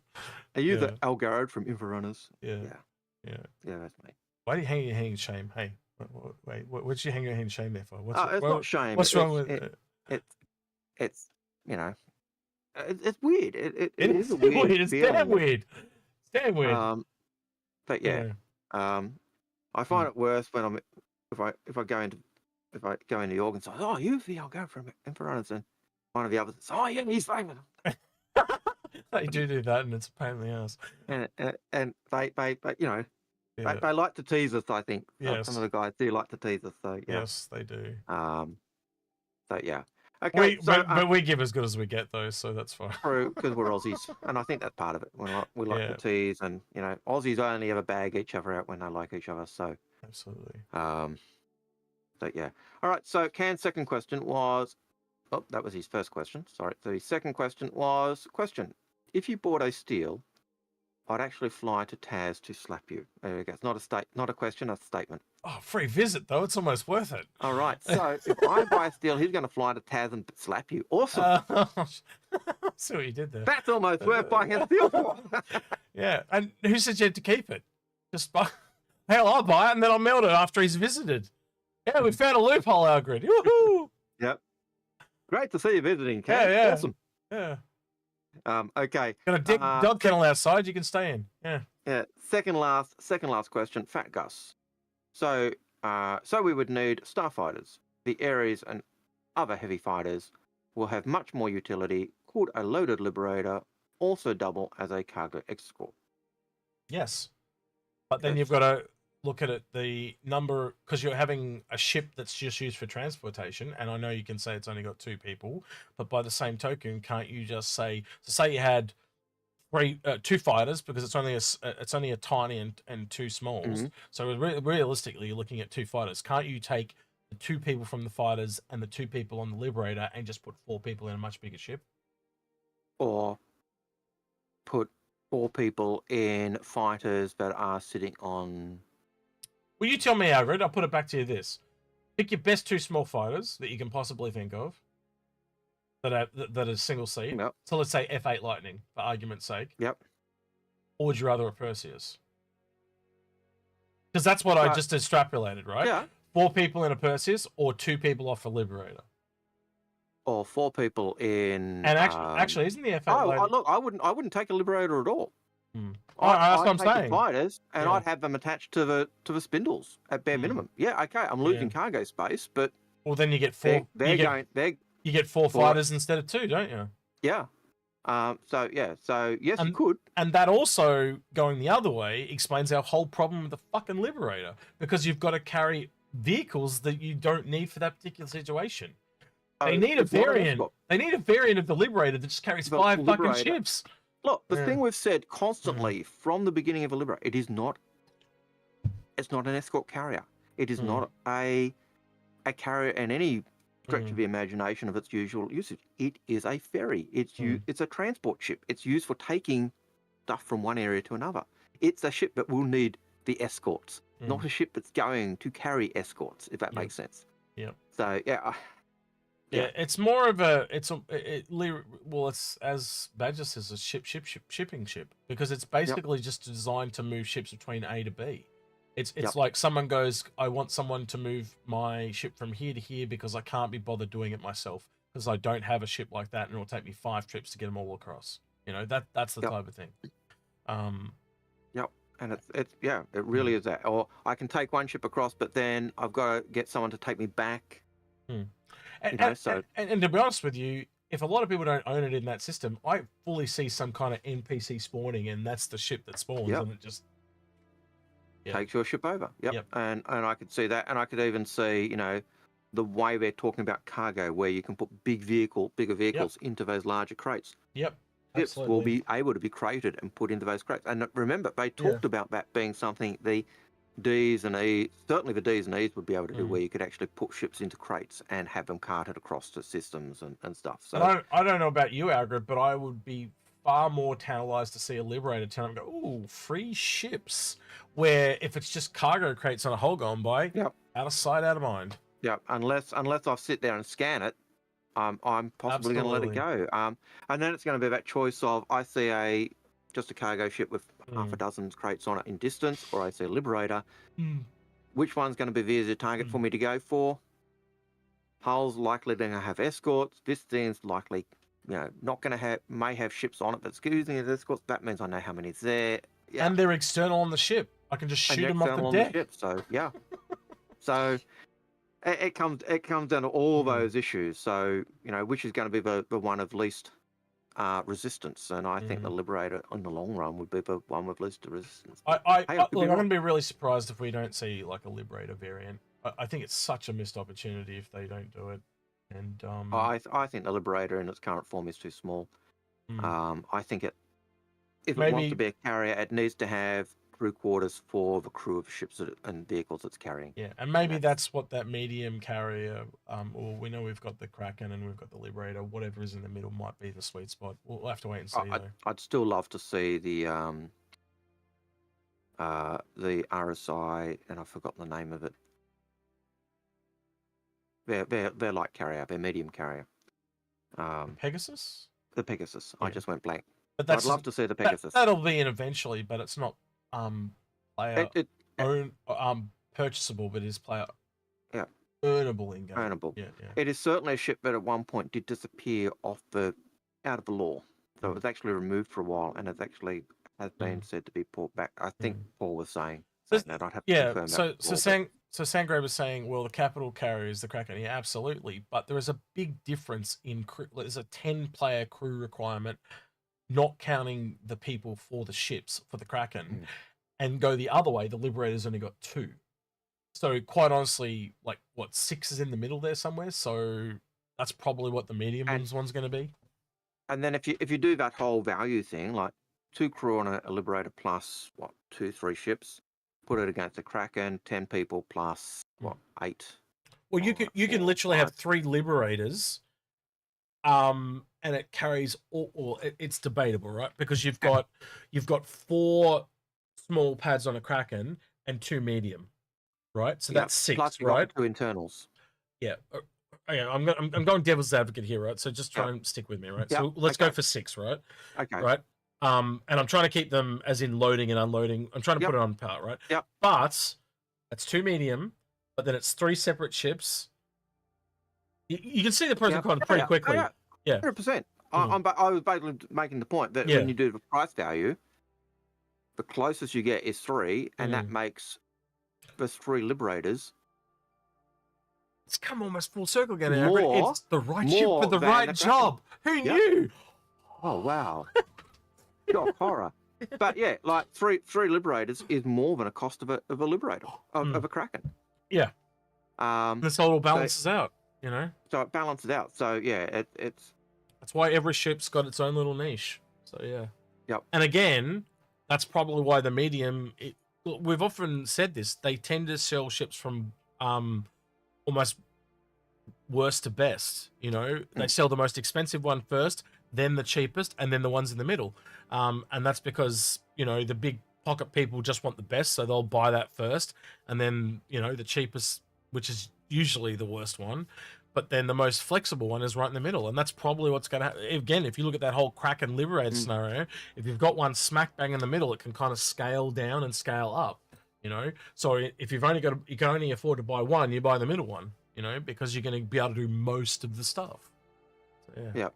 And you could argue that the Idris is kind of in the middle, but I don't think it's a real middle ship between the two. It's kind of a side ship, because it's not really the role of being a carrier. But yeah. Anyway, and our very last question is Vandia, and Vandia says, how many Anvil Ballista and Centurion can you place on the deck of a Kraken? How effective would that be in combat? Well, you can't, so it's not. Because it's not in game, so you can't, so it's not. I think he's talking in the future. Yep. Actually, to be honest with you, you probably wouldn't so much do the Kraken, but the thing you and I talked about is like what Kraken is to ships, the Idris is to vehicles. We talked about this, remember? And what was it? 22 Ballista or Atlas platform chassis could fit in that thing. So, and because it's got that really big ramp, it can technically work like a really large Hercules. And that was something we actually looked at, wasn't it? I think it was 22 Hercules to 1 Idris. So that Idris can land. No, sorry, it was not 22. It was 11 Hercules to 1 Idris, and then it was a lot. Yeah, and then the Idris could land and deploy the tanks out both sides, just like the Hercules. No, was it both sides? Shit, I can't remember. It's been too long. But the point is, only the front. But yeah. But the Kraken seems to be more tailored at ships because it's got more platforms and stuff like that on it as well, and the extra hangars and repairs and all that stuff. So, yeah, I did find that interesting. I almost think you could classify the Idris as a ferry for vehicles. It's almost like they split off the Liberator splits. So yeah, we might get 2 medium ones, one tailored at ships and one tailored at vehicles. Who knows? But I think I think to pick up that question again, I think even though I did do the Idris as kind of an offshoot, I do think there's a middle ground carrier in there. So yeah. As for the how many you could fit, again, they can be shot off. Again, you'd probably have to lift them up with SRVs or some form of tractor beams to get them up there. It is not something you are probably going to want to do. I don't know if it would be a gimmicky thing, but like if you tried it as a strategy, I don't know how well it would go. And the other thing that you got to remember is CIG have talked about. You wouldn't necessarily want to be walking on those platforms in warp because you could get brushed off or knocked off because the ships aren't really covered by the shields, but they are. So yeah, I don't even think they know how they're working that. Yeah, I'd almost be more likely to carry a bunch of them in a warp bubble with an SRV and just fly around and let them shoot and then pick them up and move them again. Again, these are all strategies we're going to have to test as a community and figure that all out as we go by. But as Algared said, like as soon as you fly that thing in the atmosphere and they're on the deck, they ain't going to be on the deck. They're going to be falling out of the sky. And if the deck doesn't have the if the deck's got the gravity well to hold it, if it's not on the gravity well, it's gone. Yeah. If it gets knocked, it's gone. And if you're not at the right angle, you have to fly flat all the way down and slowly to get in there as well. The Kraken's going to have enough trouble as it is being a capital ship getting in there. You're probably going to need SRVs to help it lower it down and pull them up. They've talked about that too, haven't they, Algared? So. I expect that Idrises will need that as well. I expect absolutely. any of those, but I wouldn't be surprised if even the Defender the BMM needs that. I'd almost go to the Reclaimer as well. like it already showed us as it is, so... Yeah, I remember at times when the Reclaimer did need that to get it out because it couldn't get out. What did it get to about 40,000 feet and you couldn't go above it and it just sit there because it couldn't go higher? And then run out of fuel. And I remember the way you got it, it's the second you got it, you went, yeah. But yeah. But that was our last question. Right on, 7 minutes over. So yes, as Algared predicted, we did easily do 15 minutes and more so. All right, so Algared and I will be doing Fury and Pulse C Buyer's Guide. So they'll come out sometime in the next week or two. Yep. If you do want to do a Fix My Fleet, do make sure you hit us up. Yep. I think we'll do the subscribe thing real quick while I look for someone to rate on Twitch while you do that. Yeah, I'm just having a quick look here. I thought you were going to do the subscribe, so nobody did the subscribe. No. But subscribe, hit the bell, join us on Patreon, do super chats, do the membership things, whatever you do. It is never, ever, ever expected, but always appreciated. And it helps us hopefully improve the things we're doing. There are some things I've bought recently that have certainly improved my quality of life when I'm streaming. So, just even that frame, So yeah, so lots of things that we can do to help us improve what we're doing and how we're doing it. That's what that does, but it's never expected, never wanted, but it does help us offset those costs. All right, anyway. We're going to raid Expat Brat. I don't think we've done that. Ever, have we? I don't think we've ever rated Expat Brat. Yeah, so she's still online. She's not usually online at this time of day for us anyway. So ask her why she wasn't watching Inforunners. Yeah. There you go. Yeah, yeah. And ask her why she hasn't joined us as an Inforunner yet. We've asked her. Yeah. She hasn't said. But So anyway, all right. Fobbed us off. Twitch. Goodbye. YouTube, say Bye, goodbye to Twitch. Twitch. Take care. YouTube, bye. Be well. Bye. And there goes Twitch. All right, YouTube. We'll see you soon. He's been Algared. He's been Execute, and we're out of here. Catch you next one.